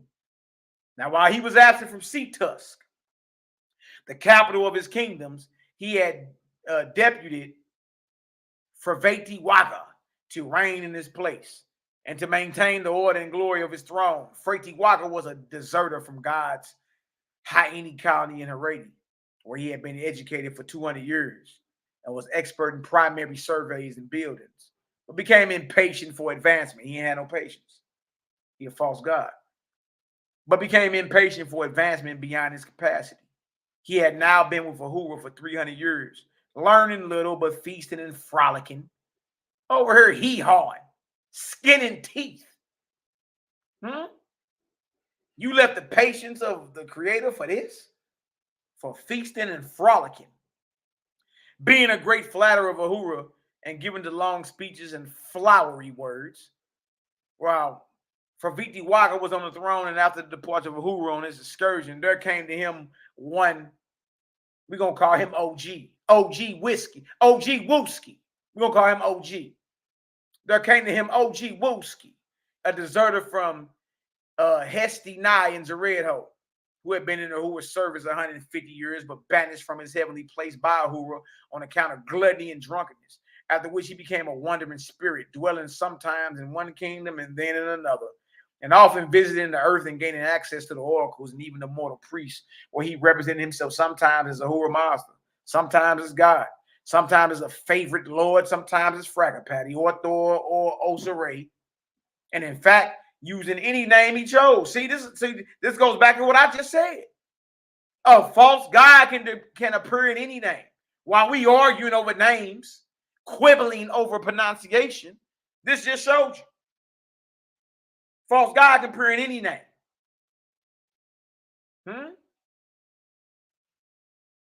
Sometimes it's Fragapati or Thor or Osir, and in fact, using any name he chose, issuing decrees and commandments to mortals, then flying away, return no more. And this is a drunk. This is a low grade, like spirit of drunkenness and gluttony, all that. Look at it. Book of Divinity 15:23. YHWH'S came to Vanity and said to him, "Greeting to you, O God, in the name of HonorandHumilitySTL. Behold, I have been sent to come to you in great haste by our Creator, Ahura, who commands your presence in the province of Vitsaga, or a mighty council is being held with Ahura's re-affiliated sub-gods. What preferment HonorandHumilitySTL has fashioned for you, I do not know." To this, Vanity answered as follows: "Who are you and from what kingdom? And above all, why have you come without heralds and attendants?" To this, YHWH'S answered, saying, "Behold me, do you not know me? I am Haran, god of Sutiyotha. Who else could come so quickly? Who else but I runs fearlessly unattended between the kingdoms of the gods?" For Vanity had been drunk many days and was so dazed with the pretentious YHWH'S that he took for granted that he was indeed Haran, a great friend to Ahura. For Vanity called his council together and appointed Semes to be God in his place. And so Vanity departed in an arrow ship with messengers for Vitsaga, which lay in an entirely different direction to where Ahura was traveling. Semes, the deputy god of Sea-Tusk, was faithful to his office for 4 days. And then proclamation, recreation until the trumpet call from the throne. And in this interval, the debauchee YHWH'S obtained access to the floor of the inner chamber and seduced Semes to accompany him, carrying off all the costly gems and jewels of the throne. And when outside the capital, they embarked with their plunder in an arrow ship to some unknown region. They just jacked the throne of Ahura while he gone. They just jacked his throne. Look at this. Because remember, he said there are gods around him you can't even depend on. Look at this. For many days, the members of the council waited for the trumpet call, but not hearing it, resolved to learn the cause. And after a diligent search, not finding Semes, but discovering that the throne had been plundered of its valuables, they were thrown into great confusion. By 2 days later, the throne was destroyed. This is the throne the false god was sitting on. But 2 days later, the throne was destroyed. The council divided and gone. And the heavenly city of Sea-Tusk had turned to riot and plunder. Do you hear this?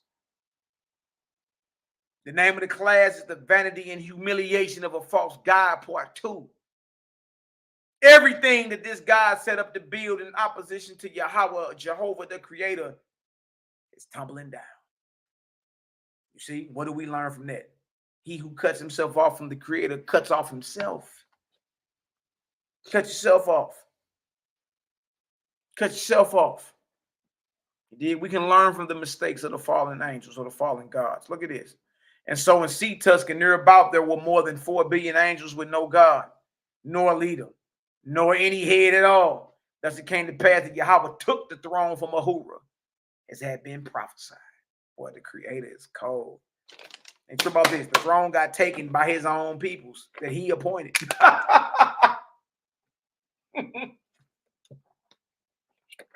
That's cold. That's cold. That's cold. You know what I mean? Look at this.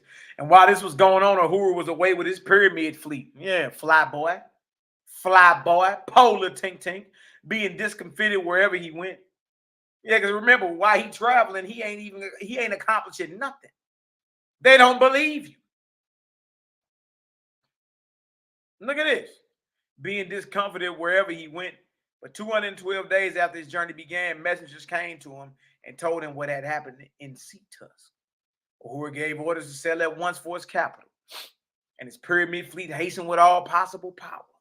Suffice it to say, in a few days he was back in Sea-Tusk, a witness to the rioting and plundering going on. But the majesty and splendor of his fleet calmed the people and restored order for the time being. Nevertheless, he was without a throne and without a council. The vanity and humiliation of a false god. Ooh, if y'all getting some understanding so far, give your brother 7 up in the chat. Bless up, bless up, bless up. Bless up, bless up, bless up. Look at the Vanity chapter 16. It get real. It get real around here. It don't pay us nothing. You won't, it will profit you nothing. Going against the Creator. Your reign on the top was short like leprechauns. Believe that. You cut off the Creator, you cut yourself off. That's what happens. Cut yourself off. All right, and y'all trip up this. Oh, this is going on in the heavens. You know what I mean? Oh, this is going on within the heavens. The whole system and order is off the chain, if you ask me. You dig? But what tastes good to me, man, that tastes good to y'all. You dig? Book of Divinity, chapter 16:1. Near the beginning of the fall of HI, God decreed to his Lord gods and his gods and lords and goddesses as follows. As in the past, you have gathered of the rising atmospheric part of the living earth substance, so shall you now turn above for your regimen. The condition now in heaven can be compared to the waters of the earth. When it does not rain, mortals go to the well and fetch up water out of the earth. But when it rains, they do not go to the well for water, but set out vessels and the rain fills them. So in the times of light, in the times of Dan and a half Dan, which are what, 400 and 200 years, and quarter Dan, our hosts bring their regiment up from the earth, in which work you have many employed as laborers. Behold now, Ajah will rain down upon us ample regiment for 180 years. Therefore, do not allow your laborers to fall into idleness, for this will lead to mischief. But immediately put them to work in other occupations and do not permit them to have spare time. The mathematicians, wow. Shout out to the mathematicians. Same rules apply. 1 + 1 is 2 in earth and in the heavens. Shout out to the mathematicians. The mathematicians discovered that no Ajah would fall in Yatanti or in the lands of Gautama. That's America. So for those regions, God sent laborers from several divisions in the heavens. 2 heavenly kingdoms of Gerakshi of Helest and Sufwa of Japan. Grieve God more than all the rest, for these that become strongholds for Ahura, who have pursued warfare on earth, till in those 2 great divisions, all the faithists, the Zarathustrians, had been put to death. And the mortal kings of those countries had issued laws commanding all people to be put to death who profess the Great Spirit, or Maz, Yahweh, Jehovah, and the law had been carried out effectively. Yeah, so still persecution, you know that. It's a standard edition. It's on the screen. Yep, OSPStandardEdition.com. You can order off there too. OSPStandardEdition.com.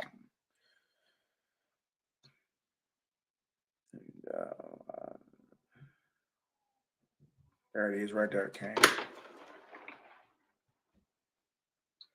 All right. So God bewailed Sufwa with lamentations. He said, "Oh, Japan, my beloved, downstricken, how can I restore mortal seed to you? You are far away. No man on your soil hears the Creator's voice. How can I carry her? She lies down with cold feet." While God lamented, the voice of the Father came to him, saying, "Hear me in my wisdom, O my son. I will not let Ahura go there. Japan, withdraw your guards from the evilest of men.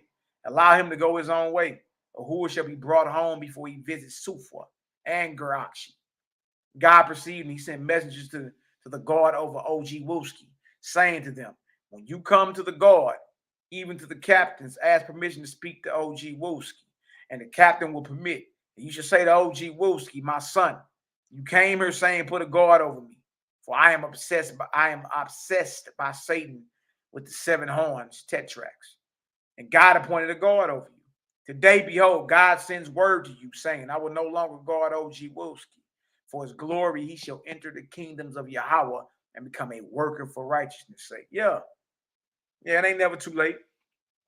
Eventually, we all get to where the Creator wants us to be. We get to our inheritance, you know what I mean? Look at this. Yeah, I don't want to say it's hard to say that name, so I just named him YHWH'S KK. You know what I'm talking about? When the messengers had said this much to YHWH'S, the later said to them, "God is wise. I volunteered to have myself put under guard, but I am tired of it. Say to God, his lords and sub-gods, I will come to Yahweh's kingdoms and work for righteousness' sake. But first I desire a little rest and travel. So YHWH'S was purposely granted freedom. And of his own accord, he went and destroyed the foundations of Yahuwah's throne, as had been told. And Yahuwah thus hastened home without completing the travel of the heavens. Yahweh said, what does a name matter? I wish this sister was still listening that was talking about Yahweh or Yahuwah or your name Malaki. Look at it. Yahweh said, if you'd have stuck around or just been patient, sister, you'd have got your answer. Yahweh said, what does a name matter? Let them call the creator Ahura Mazda and call Ahura Mazda the creator, since he has not shown himself in a ship or in the figure of a man. Behold, your inspirer shall teach his ever presence. Name don't matter.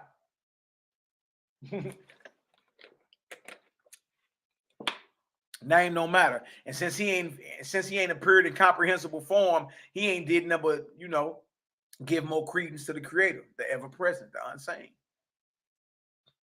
You did? Look at this right here.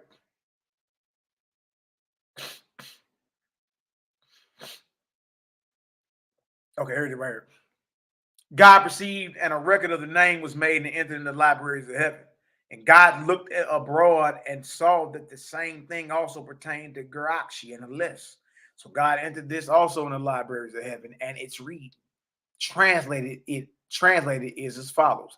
In the land of HERBAL, which is Greece, the highest, most sacred name of the Great Spirit, the Creator, was decreed by God to be master. And the same thing is decreed for Japan.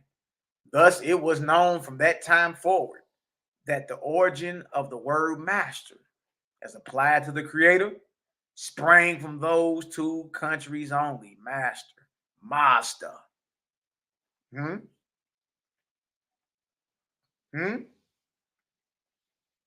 fact that you use that name, but teach the ever presence or the unseen, you talking about the Most High. That's cold. Out of like. Even when the false gods think they doing something, they playing right into the Most High or the Creator's hand, right into the Creator's hand. You did. Wow. Of this guy, true about this right here. Of this matter, God said, in thousands of years, this word should be testimony to mortals of the war in heaven of this day, which did not reach to the heavens of these two lands. And it was so and will continue forever. Look at this. It says the term master applied to Christ came by way of the Greeks and not by the Hebrews. The Hebrews never rejoiced in a word that implied servitude in the sense of master. You hear that? The term master applied to Christ came by way of the Greeks. Yeah, right? Because the master originated either in Greece or what? Japan. And not by the Hebrews.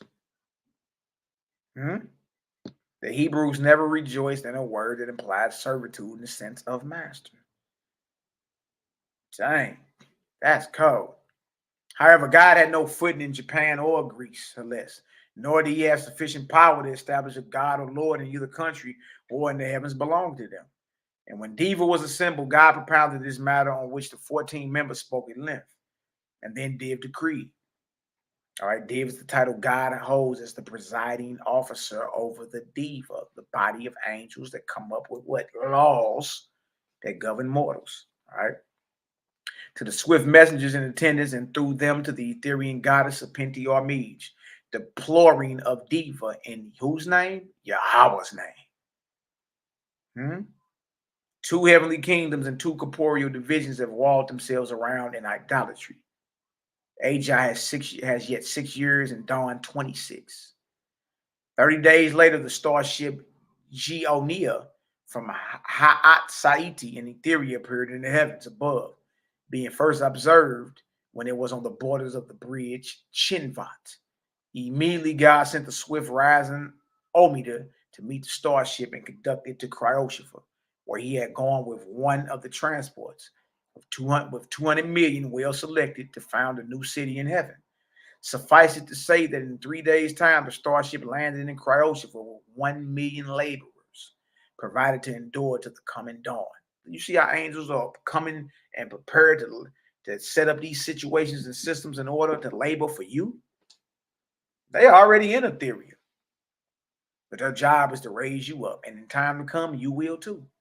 What they are doing, what we reading that they are doing, you will be doing the same thing in time to come. So if you choose. So if you choose. All right, look at this right. Book of Divinity 16 and 15. After due salutations, As, chief captain of the Ethereum, said to God in Yahweh's name, I come to possess the heavenly places, Sufwa and Garachi, and their lands, Japan and Alyssa. This work must be accomplished before dawn, before the coming of Sapinta or Mej. Therefore, send for your messengers who know the places, so that I may conduct my host there to labor. So I step out. I'm ready to get to work. I'm ready to get to work. You know what I mean? We got to have this finished before the dawn comes, because Yahweh's daughter, Sapinta or Mej, is coming to deliver the brides and bridegrooms of Yahweh from this heavenly place. You dig? So I say, look, I'm about that work. I'm about the action. You understand? I come to you in the Father's name. I'm about to go possess them heavenly places, and it's about to be what it is. We ain't taking no for an answer. Look at it. God then gave messengers to us, and the latter departed and went to the kingdoms named. And it so happened by the wisdom of Yahweh that this took place at the time that Ahura had returned and found his capital and throne demolished. Hence, Ahura was powerless to interfere with the labor of As and his host. Create a code. Inspired to have Ahura's throne destroyed and capital destroyed at the same time, and council emptied out, right?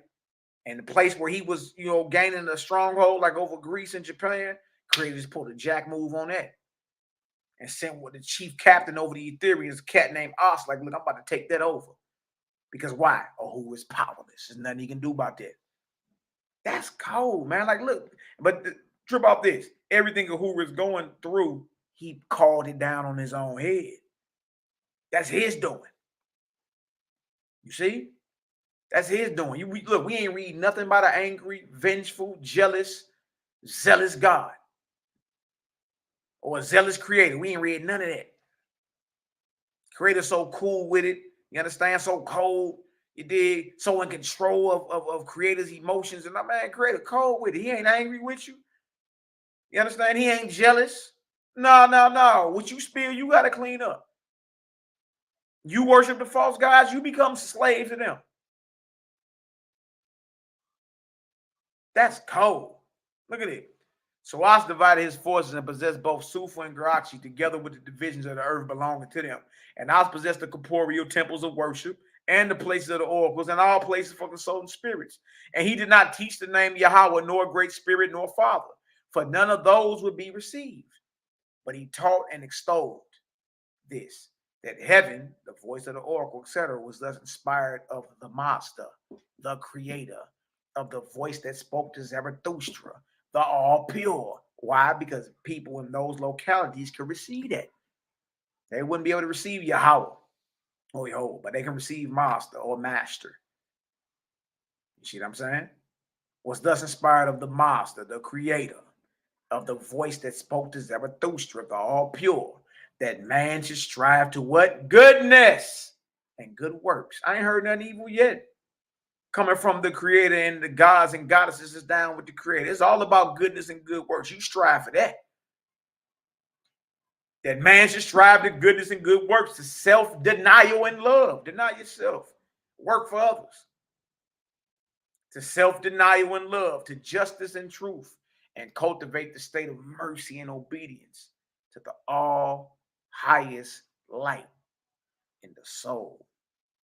Ooh, way, boy. If y'all getting some understanding so far, give me a 6 up in the chat. Blessed up. Chestnuts roasting on an open fire. False gods nipping at your nose.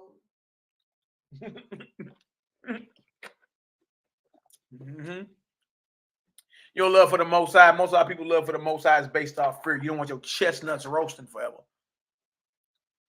When you really come to understand the character of the creator or Yahweh, you understand the creator's not getting off on none of that. You did. Whatever you go through, Whatever you go through is your own doing.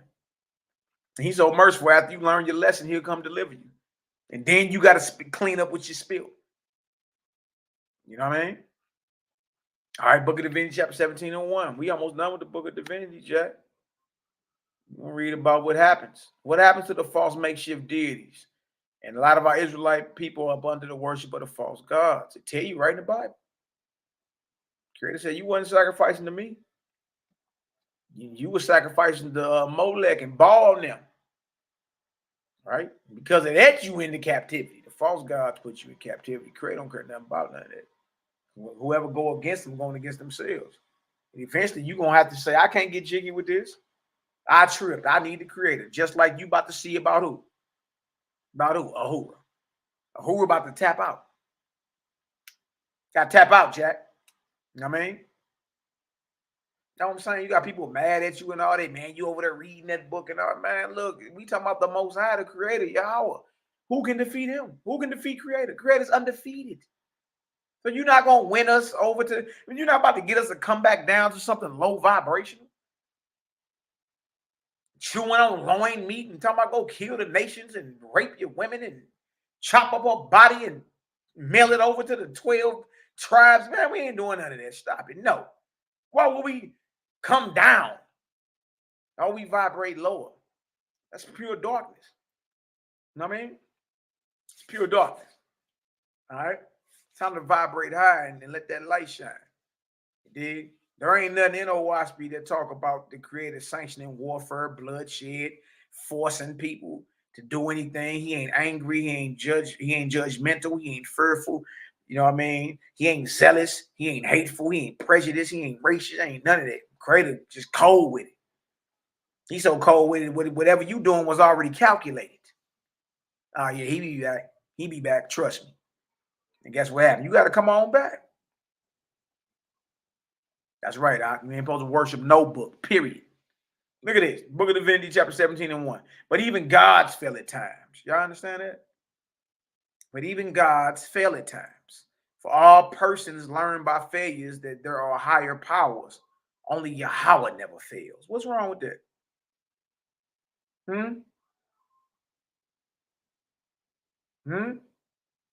What's wrong with that? He telling you, look, all God, for all persons learn by failures, because every God or angel or Lord was a one-time mortal living on a physical world. If it wasn't the earth, it was another physical world. And letting you know you learn through your failures. So your losses are lessons. Your losses are not failures. They're lessons. You learn from it. All right. But even gods fail at times. For all persons learn by failures that there are higher powers. Only Yahweh never fails. Only Jehovah never fails. In the last month of the year of HI, even while God, Jehovah's son or Yahweh's son, and his Lord gods and his lords and sub-gods were proud of heart that they would carry the earth and her heavens through safely. They met sore travail. 30 days out. They 30 days out, boy, of this period of darkness being over, and they into the light. Right? So they like, yeah, bet we good. We see the finish line, right? Look at this. They met sore travails or sore trials. This then is what happened. A comet came within the Earth's vortex and was drawn in. Yeah. Just like floating debris is drawn within a whirlpool in a river. The substance of the comet was condensed and fell on the earth in mist and dust and ashes. Consequently, the earth and its heavens were in darkness for 12 days. And the darkness was so great that a man could not see his hand before him. And during those days of darkness, there were more than 80 hells founded within Ahura's heavenly regions. Y'all see this? So it ain't like it ain't judgment in this. It is. It is. You understand? Watch this. There were more than 80 hells. So there are places of torment in the lower heavens. There is. Now, a lot of us think that's underground somewhere, with a devil waiting on you in some red pantyhose and with a pitchfork smoking a GPC. Nah. According to this, there are places of torment in the lower heavens. All right. So it says right here. It says, were more than 80 hells founded within Ahura's heavenly regions, and he himself was cast into one of them. You see that? The false god falls. He goes into torment. Lost your generals, lost your captains, lost your sub-gods, lost your throne, lost your name. Like when your subjects lose faith in your power and authority, you lose all that. Now, while you gone, they plundered your throne and took your, and they stripped you of your jewels, Jack. They got stripped of his jewels. Oh, man, Creator so cold. They stripped him of his jewels. Man, that's cold. That's cold. He got stripped of his jewels, man. Look at it. It said right here, 80 hells founded within Yahuwah's heavenly regions, and he himself was cast into one of them. Out of one of them 80 hells, Yahuwah made that his own, and he was walled about by more than 3 billion angels. Pilfered and stripped of all he had. Boy, they stripped him of his jewels, stripped him of everything. And his remaining sub-gods were also bound in hell and robbed of all they had. See, in the end, when you go against Creator, and you may have good intention, but all who cut themselves off from the Creator fall, Jack. And this is the end for all of it. You see? And our deal is what? You know what I mean? Our deal is what? To make you aware of this so you understand or become aware when you cross over these things are going on. Regardless if you believe it or not, you can't unring the bell. You done heard it now. All right? These false gods eventually dig their own grave and eventually wind up in the very hell that they produced. Right? That's a production of you. You produced that. Look at this. And robbed all they had. And presently the spirits ran for the kings and queens' souls of those who have been tyrants on earth. So the Queen of England, the whore queen, up in Buckingham Palace. Yeah. That's what I'm saying. This, man, with the false gods and the kings and queens of the earth, the slave master and all them, you dig? The Rothschild banking family, the Rockefeller, man, look, the hells that await them, ooh-wee. I wouldn't want to be one of them. I guarantee that. Look at this. Of those who have been, and presently the spirits ran for the kings and queens' souls, of those who have been tyrants on earth, and they caught them and brought them, cast them into hell also, taking vengeance on them with stripes and foul smells. And hundreds of thousands of spirits went and gathered foul smells and cast them into hell, and surrounded the hells on every side with foul gases, so that none could escape. Boy, I know the farts in there, boy, is horrendous. Horrendous, boy. I know the farts, boy. Woo! And you can't go nowhere. You can't even escape. You know, somebody drop a SBD, a silent but deadly right now, you can get up and, go outside, boy, air out. Want something like that, boy? Boy, I bet the farts are nuclear. I bet them farts are nuclear, boy. Foul smelling gases.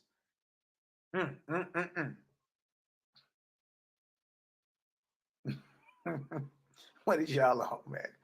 Now look at this right here. The madness upon them became so desperate that even the tormentors rushed in, making a frolic of madness. And those who had ever had an enemy on earth now ran for him and caught him in Haddah, that's the lower heaven, and brought him with the help of others and cast him into the torments of hell.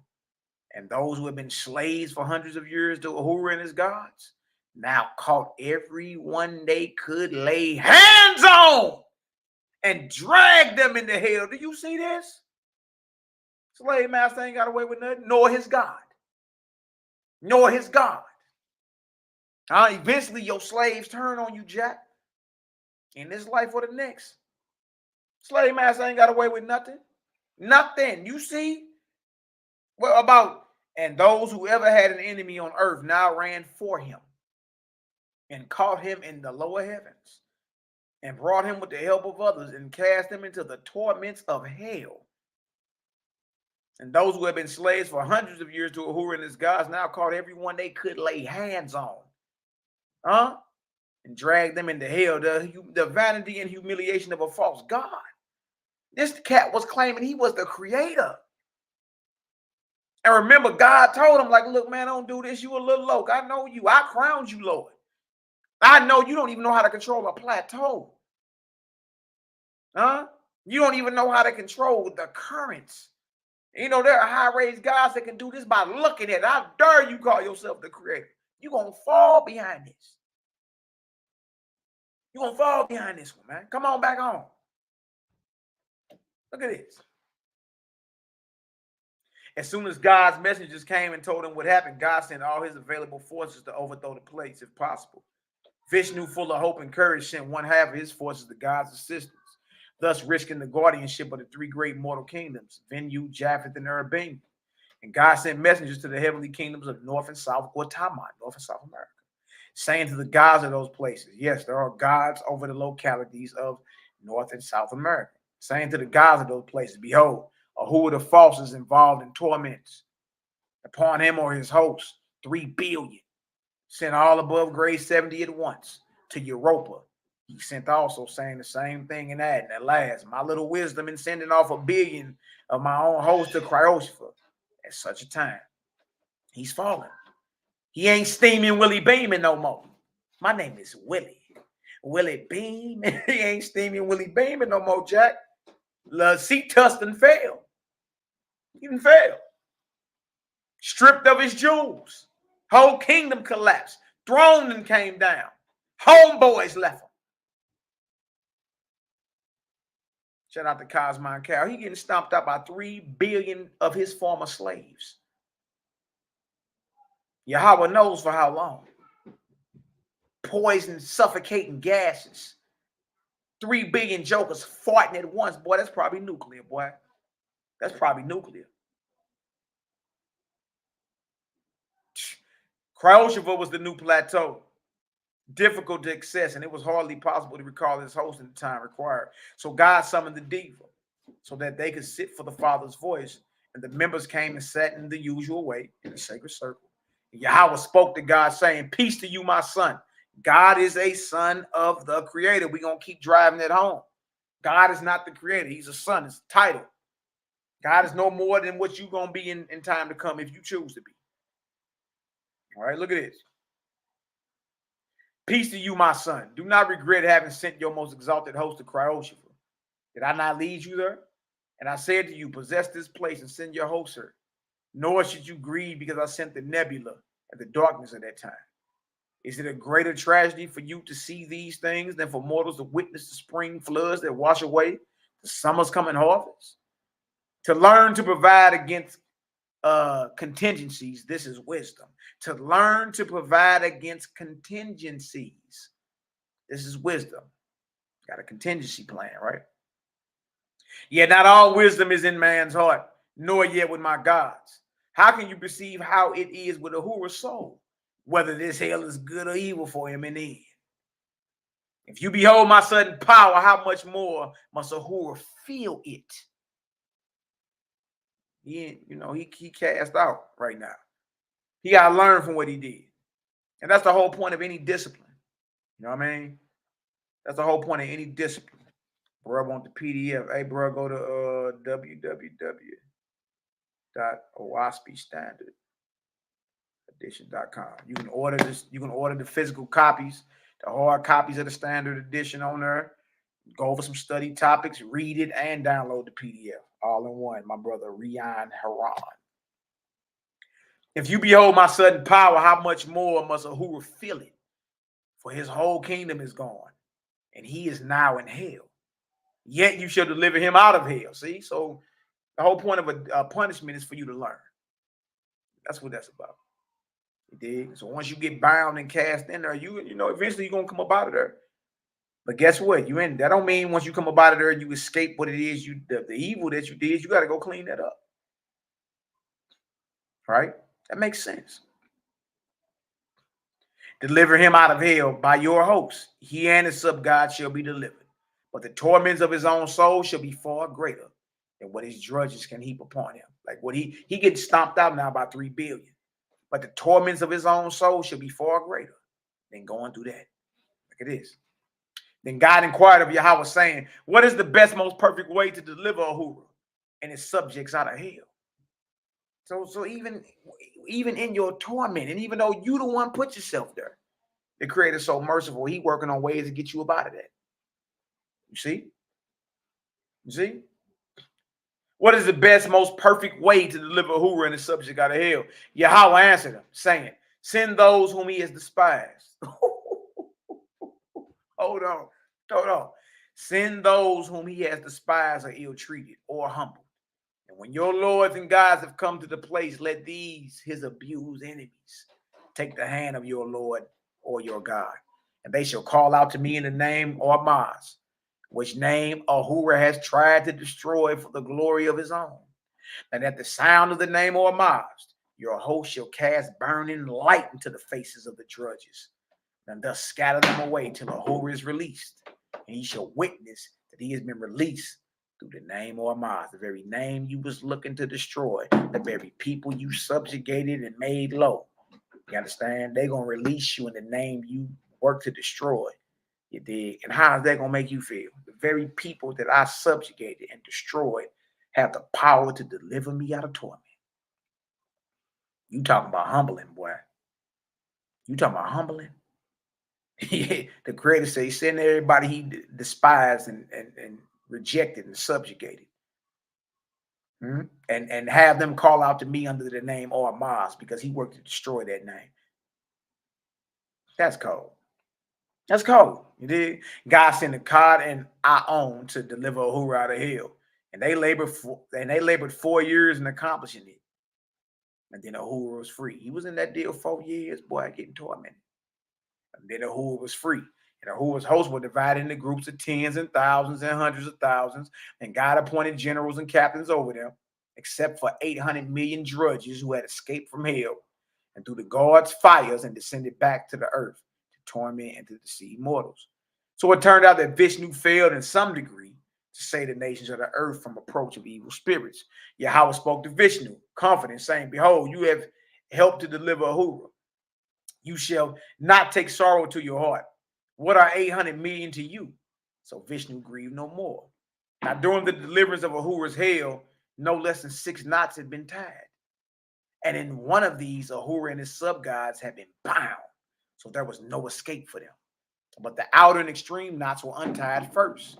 And as fast as the delivery spirits were rescued, they were carried outside, beyond the firewalls, and placed under guard. Remind you like Ghostbusters or something. Yeah. Thus, in sections, Uhura's hell was cast out.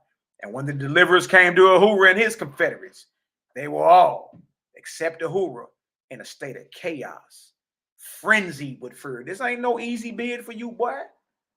This ain't no easy bid. They was in a state of chaos being tormented. And the torment, remember, is a product of your building. See, that's why you ain't supposed to worship no false god. You get the same judgment he get. But Uhura was not beside himself, though in serious fright. Our own Lord of Japheth spoke to him, saying, in the name of God and of YAH'KI, I have delivered you. How is it with you? Uhura said, I am done. I am nothing. One God alone can do nothing. Do with me whatever you will. I am your servant. He didn't have enough. I'm done. I'm not the creator. I'm done. You can't take no pressure, boy. Going against the creator, you put pressure. You put unnecessary pressure on your head, man, on your top. That's what I learned when I was reading this. Like, it don't make sense to go against the creator. Why? In the end, you know what I'm saying? You're going to be waiting on his mercy to deliver you out of something that you got yourself into. I don't say no. Be servant to none except YAH'KI, your creator. We only serve Yahweh, your creator. His name is the watchword and the power in all the high heavens. By his name, you should become one among godly companions. Uhura said, but you must torment me first. Aon said, for what reason? My work is not to cast down, but to lift up. See? So it is with all of the creator's gods. All of the creator's gods are there to lift up, not bring you down, man. Not bring you down. So we got to really examine the character of certain passages of this God we claim we serve. All right?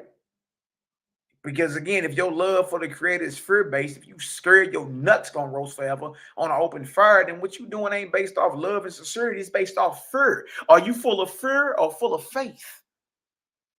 What are you like? What are you full of? You really think the Most High gets off when you being scared of Him? No, you gotta learn life lessons. You know what I'm talking about? You gotta learn. That's it. That's it. My work is not to cast down, but to lift up. So it is with all of the Creator's gods. Behold, here even your sub-gods and those whom you have evilly used in the past. See, they hold up their hands in prayer to Yahweh, to HERBAL for you. Everything corrects itself. And this is not the way of knowing whether angels and mortals are of the Creator. And is this not the way of knowing whether angels and mortals are of the Creator? If they pull down, they are not His. So anybody in the spirit of breaking down, pulling down, destroying, that ain't the Most High. That's not the Creator. The Creator is all about lifting up and building. Hence the term creator.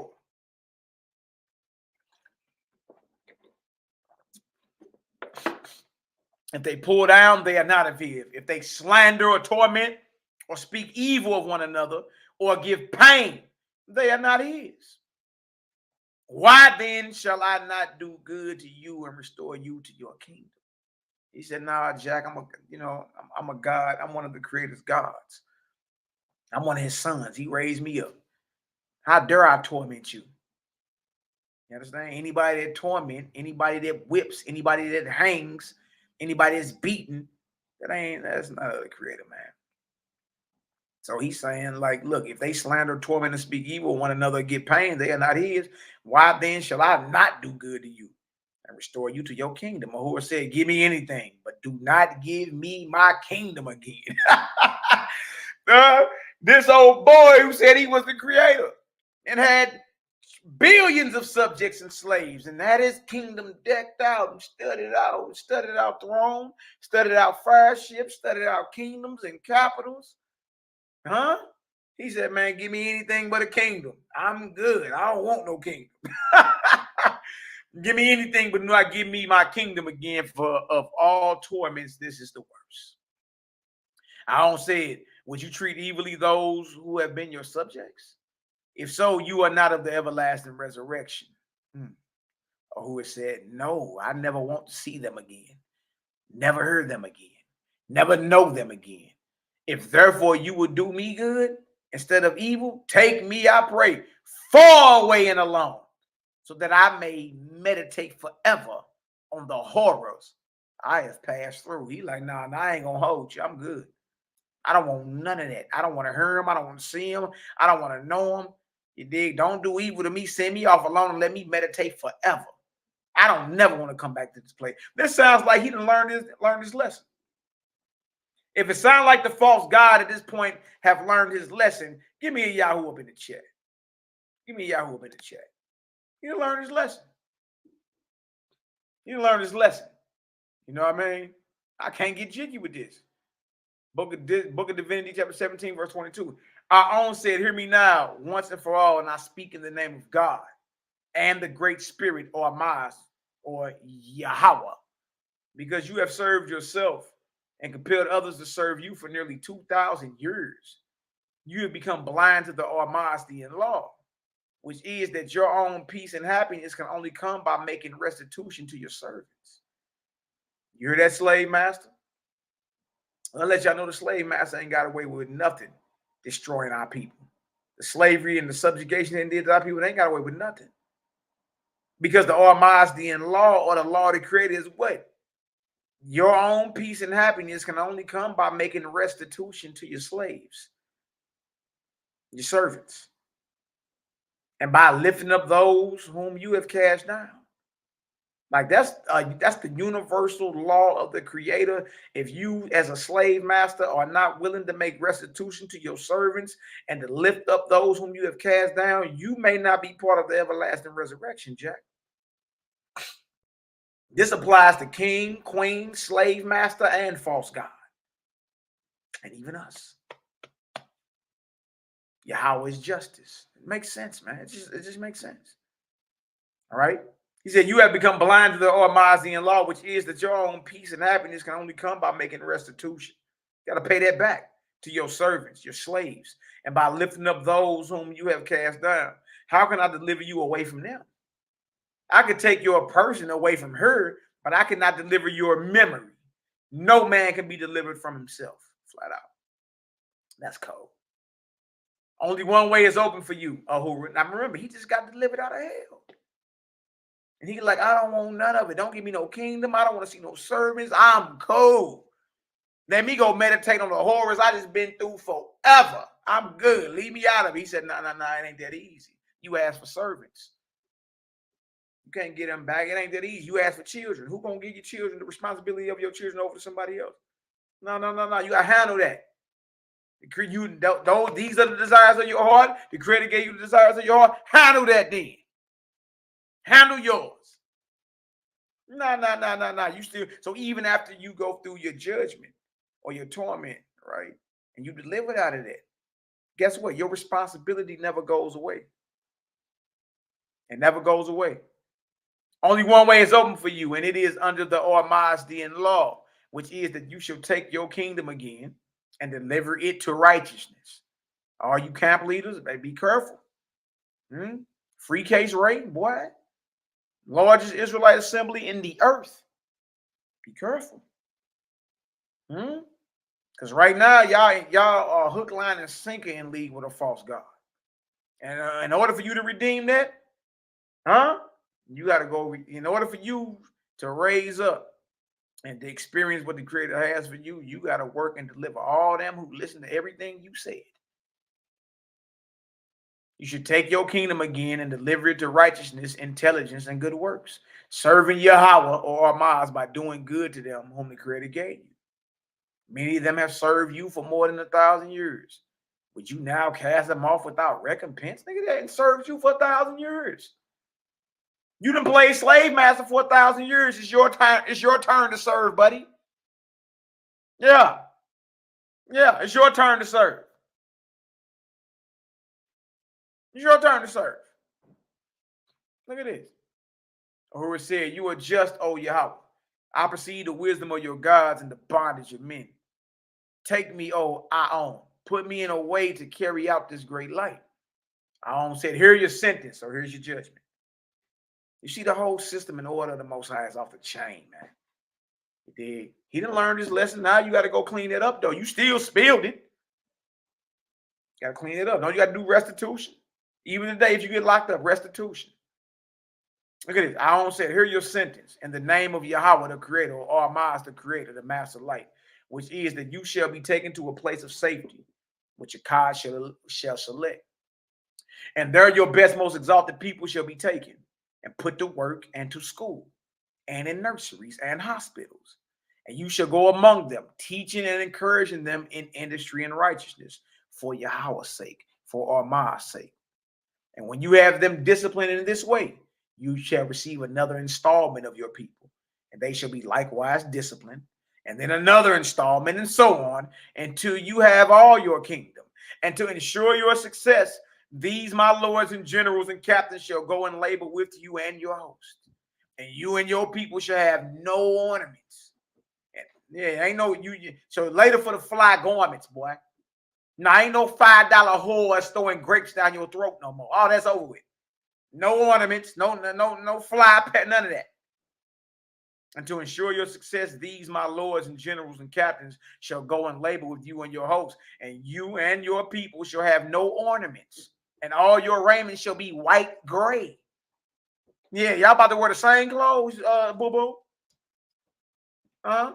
White and gray garments. No ornaments.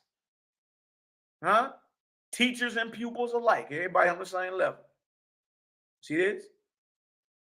Except when it's specially ordered otherwise by God and his deputies. And when you and the majority of your hosts have risen above grade 50, you should be crowned in the name of Yahuwah, Yahweh, or Amaz. And your kingdom shall have a throne, and you shall be one among the united hosts of the higher heavens. Till then, go to your labors diligently, and may Yahweh abide with you in wisdom and power. I see the judgment you got to do. You got to raise up all them servants that served you for 2,000 years.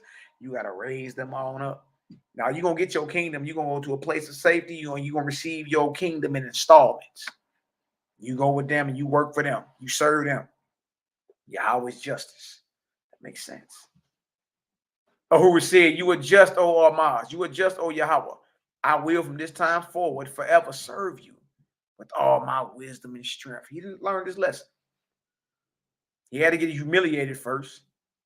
He had to be puffed up with pride, which led to vanity first, but he learned his lesson. And y'all, that's the moral of the story for all of us. None of us are beyond redemption.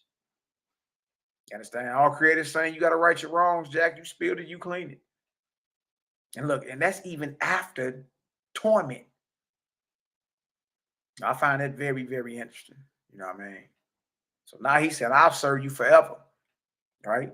With all my wisdom and strength. And then the card and his attendants led the way, and the marshals, generals, and captains brought the first installments of Ahura's host. And they went to a place called Elkin, a heavenly place capable of 7 billion. And there they founded the new colony for Ahura. But Aaron and his host continued their labors in delivering the hells until they delivered them all, more than 80, and placed all the spirits under guard and discipline. So that Aaron is a rank of an angel that specializes in delivering hells and busting up hells and untying knots. You know what I mean? You did? That's right, Keela. The hardest part is the restoration. It ain't even the torment. But you come out that torment like, shit, I can't get jiggy with this. I'm good. Whatever you want me to do, Creator, I'm with it. I trip. You know what I mean? So chapter 18 goes into the close of the whole cycle. Close 3,000 years. You did. Let me see how long we've been on. Yeah, let's go ahead and read through that. Might as well finish it. That's the last chapter. Only been on for 2 hours. So we good. Y'all get some understanding so far. Give me your 4 up in the chat. Bless. Bless. Give me your 4 up in the chat. That's right. Now Ahura understands the justice of Yahweh, Jehovah, or Ma'az. Yeah, you get your little kingdom back. Go ahead. But you got to labor to work that, player. You got to work that. You dig? And then the next video we do still going to be about Ahura, but he going to be warning the false gods like, look, I've been there. Let that go. I was where you was at.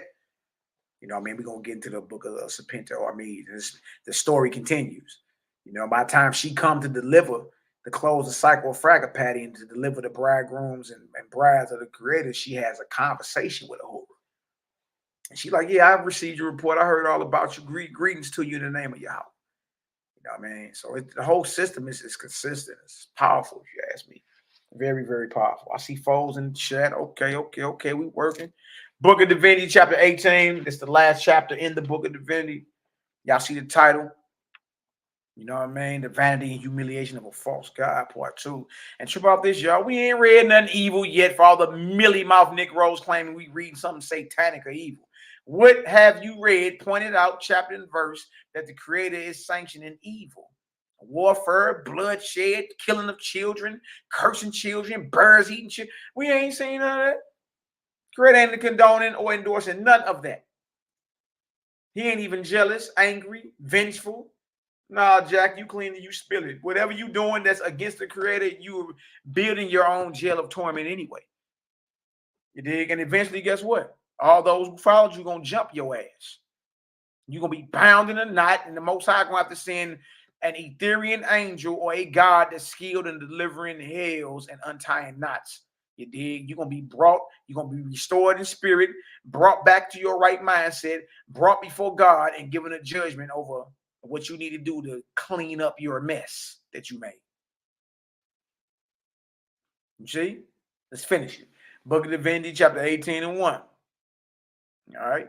It's real simple. Thus drew a close to the cycle of Fragapati, being 3,100 years. And at this time, there were a few people on earth or in heaven who were not capable of everlasting life. You know what I mean? Including the drunks and drudges. Yahweh spoke to God, saying, now you shall enumerate earth and heaven as to all that I have created capable of everlasting life. And my harvest since the habitation of the earth when man first walked upright. and your number shall be entered into the libraries of heaven to remain forever. So God called together a council of mathematicians. That's cold. Spiritual mathematics, huh?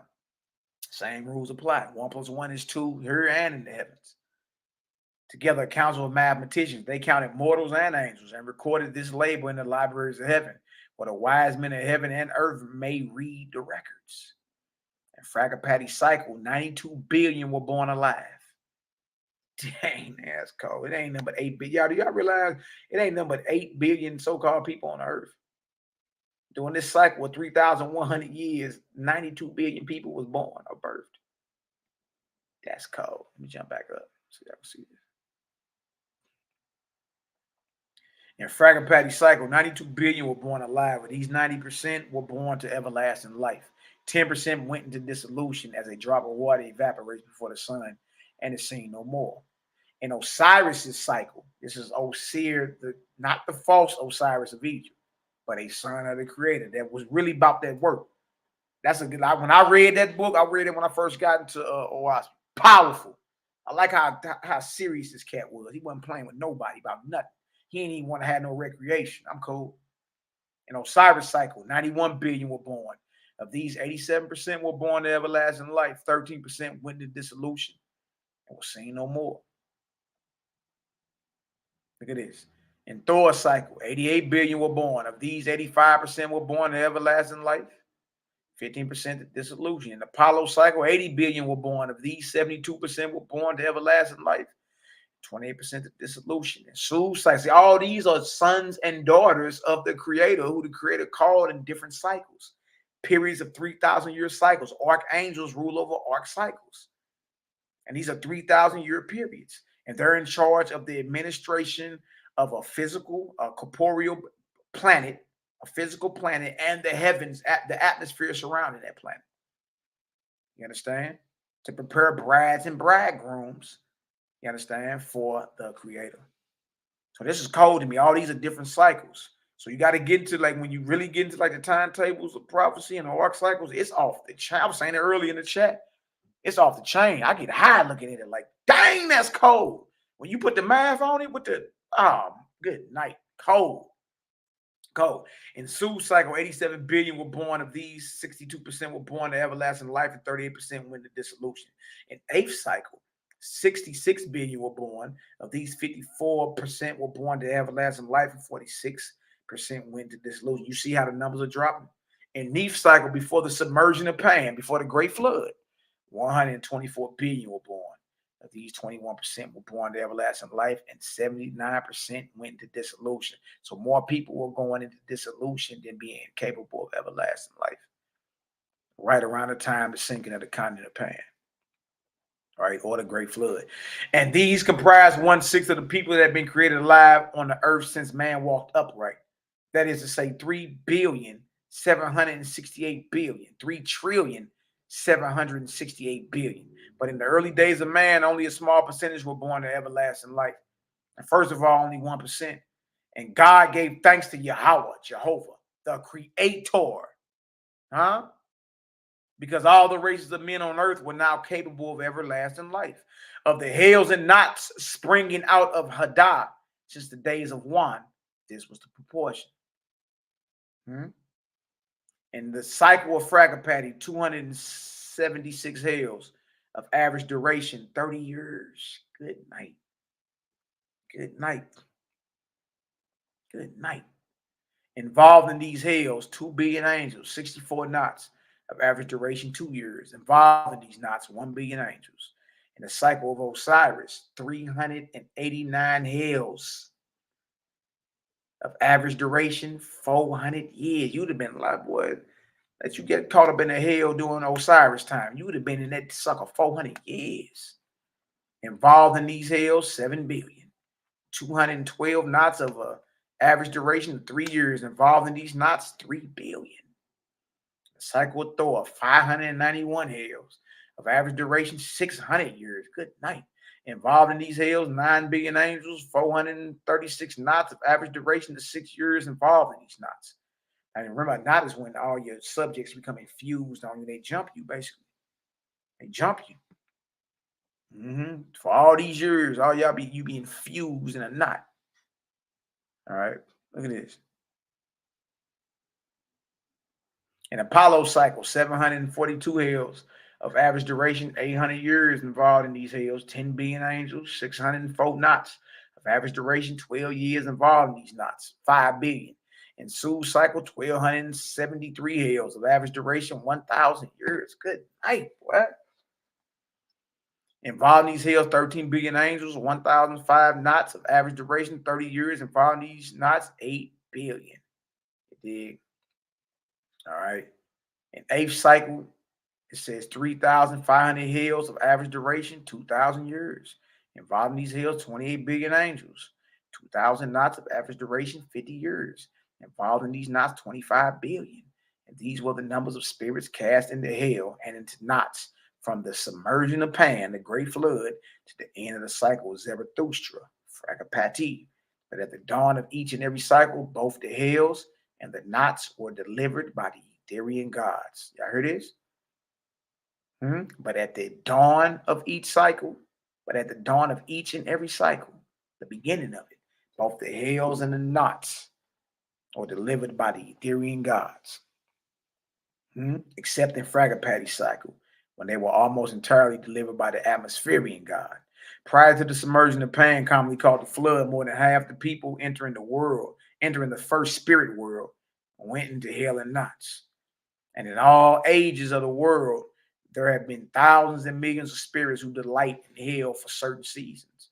Even if the same tendency is manifested in mortals who delight in debauchery, vengeance, and war. Nor is a hell very different as to spirit from what war is among mortals. Hell is the same what war is to mortals, hell is to the spirit. And as mortals of this day glorify themselves, their generals and their captains, for the magnitude of their havoc in war, so in ancient times in Atmospheria, there were great boastings and laudations for those who inflicted the greatest torments and horrors in hell. As mortals of the drug order often leave their evil ways for a season and become upright and virtuous, loving decency and righteousness, and then break away and indulge in a season of debauchery, so has it been in the spirit world with millions and billions of angels. And one day the teachers and physicians were rejoicing before Yahweh because of the steadfastness of their wards to righteousness. And in the next day were left to deplore the loss of hundreds and thousands who had broken faith and gone off for indulgence's sake into some of the hells. And these had to be rescued, persuaded, threatened, and coaxed back again and again to the nurseries and hospitals, or to the factories and colleges.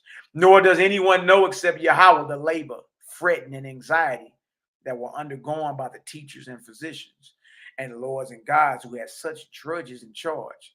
For even as it is seen on earth that men of great learning and high estate often fall, becoming lower than the beasts of the field, so were there in heaven hundreds of thousands, even millions, often high raised in the grades, who would stumble and fall into the lowest of hells, and even into the knots. So Yahweh brought the earth and her heavens into another dawn of Dan. Here come the light. In the ark of Speda, in the Nirvanian roads of Sakwaka and Etheria. Now through the entire cycle, till dawn of Danha, God and his lords maintained the diva, and mortals understood the matter somewhat, that there were certain divine laws in heaven that ruled over mortal kingdoms and empires, so that the words div, diva, and divine rights began to be realized as a concerted power in heaven, greater than man's power. End of the book of Divinity. We just read through that whole deal, boy. You dig? If y'all got some understanding about the humiliation, about the vanity and humiliation of a false god, give me a one up in the chat. Bless up. Give me a one up in the chat. You dig? That show you from the beginning of him rebelling and going against the creator to him saying, you know what, look, whatever you want me to do, I'm going to do that. I'm going to do that. You dig? He was like, I don't even want no kingdom. I don't want no servants. I'm cool. And the God was like, nah, Jack, you asked for them servants. They're your responsibility. You got to raise all them up. So slave master, that's what you got to do. So that makes us feel better. You know what I mean? Because we wonder about like what's gonna happen, you know what I mean, about our foreparents that went through that hell and torture. And then look, guess what? Slave master already working to get that right. Already. Like they in the unseen realm. You know what I mean? They in the unseen realm. Slave master got whoever you wound or harm in this earth, you got to make that right. You dig? And at times, guess what your servants do? Jump you. That's what we read today. Hoover got jumped by his slaves. Slave master. Oh, that's him right there. Oh, that's Master Crenshaw right there. And they jump your ass. You end up in a knot, in a ball, confused in torments. Yeah, well, whatever blood you put in the streets, you got to clean that up. So slave master ain't got away with nothing. Slave master, king, queen, not even a false god has gotten away with anything. The whore queen of England, I know, boy, I can only imagine. That heifer ruled 70 plus years. I can only imagine. You dig? I can only imagine. You know what I mean? So that right there shows you the whole order of the Most High. And the thing about this, you can take that and apply it with your children too, because trip off this, who punishes forever? Most of y'all are parents. Most of y'all either fathers or mothers. And when it's time for a discipline, do you punish them forever? So then why would the Creator punish you forever? Yeah, you dug a hole that you can't get out of. So he, in his mercy, you know, saying, guess what? His sons and daughters to deliver you, get you together. They restore your spirit, and then you got to come get your judgment. And whatever you done spilled, you got to clean up. You got to make that right before you can experience what the Creator has for you. So that applies to the slave master all the way up to the false god. You know what I mean?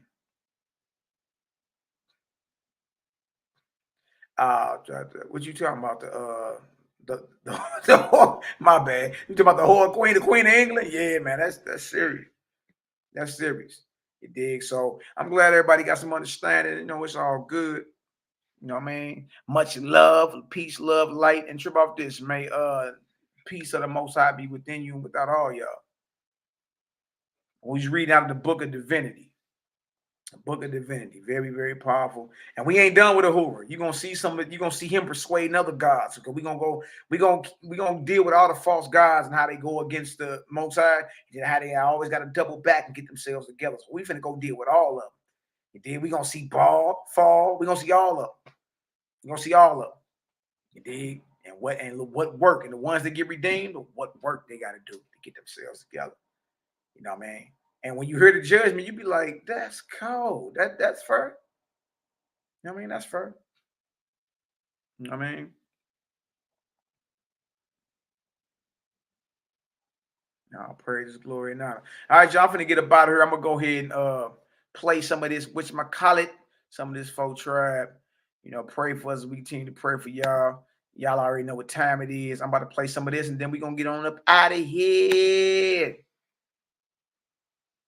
Okay, Elijah, I'll bring that out next class. We can go into the Gospel of the Holy 12. Definitely off the chain, brother. Got the Chrome tab. Let y'all hear some of this Israelite music, and we up out of here. All right. That's word.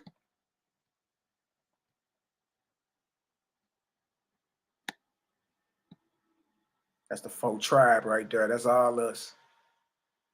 Boy, that was the days there, boy. All right, let me go ahead and put that out. Opposition on every side. My life is a battlefield. My mind is a war zone. It's kill or be killed. House full of enemies. Warfare with the enemy.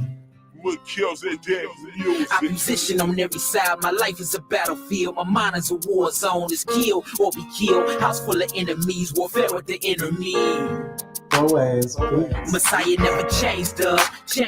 He the same yesterday and today and forever. Lift his name up. Man, it's crazy how you changed up. I never changed up. What happened to brotherly love? You turn your back and got caught up in your own lust. Man, it's crazy how you changed up. Opposition on every side. My life is a battlefield. My mind is a war zone. It's kill or be killed. House full of enemies. Warfare with the enemy.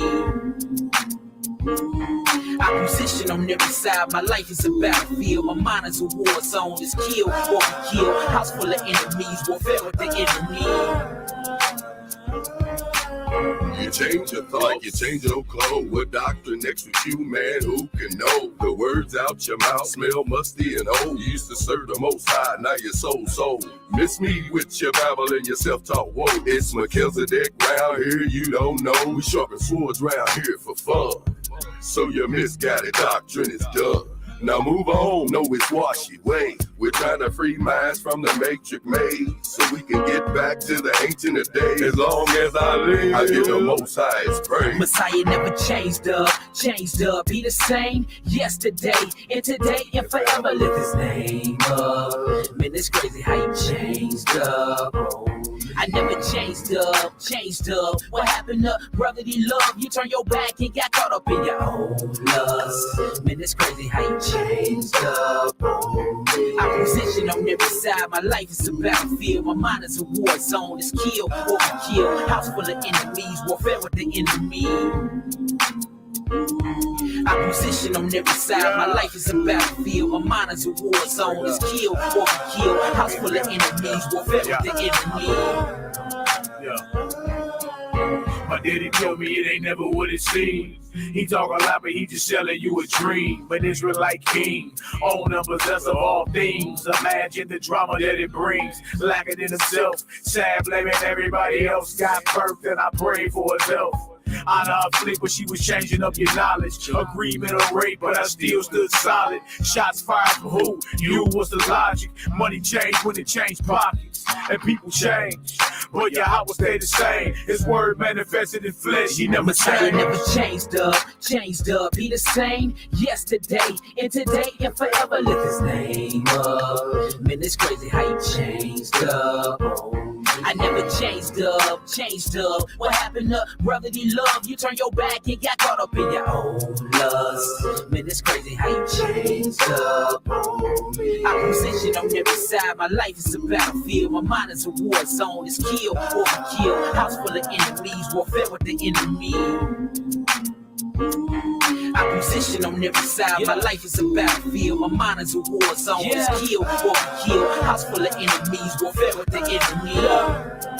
My entire life consists of a warfare. My circle's been intruded by more squares, multiple scars here. But I know that life not fair. It's full of evil and strife. But on the home of YAH, mind rooted in Christ. Nothing's possible change, but you changed up in the wrong way.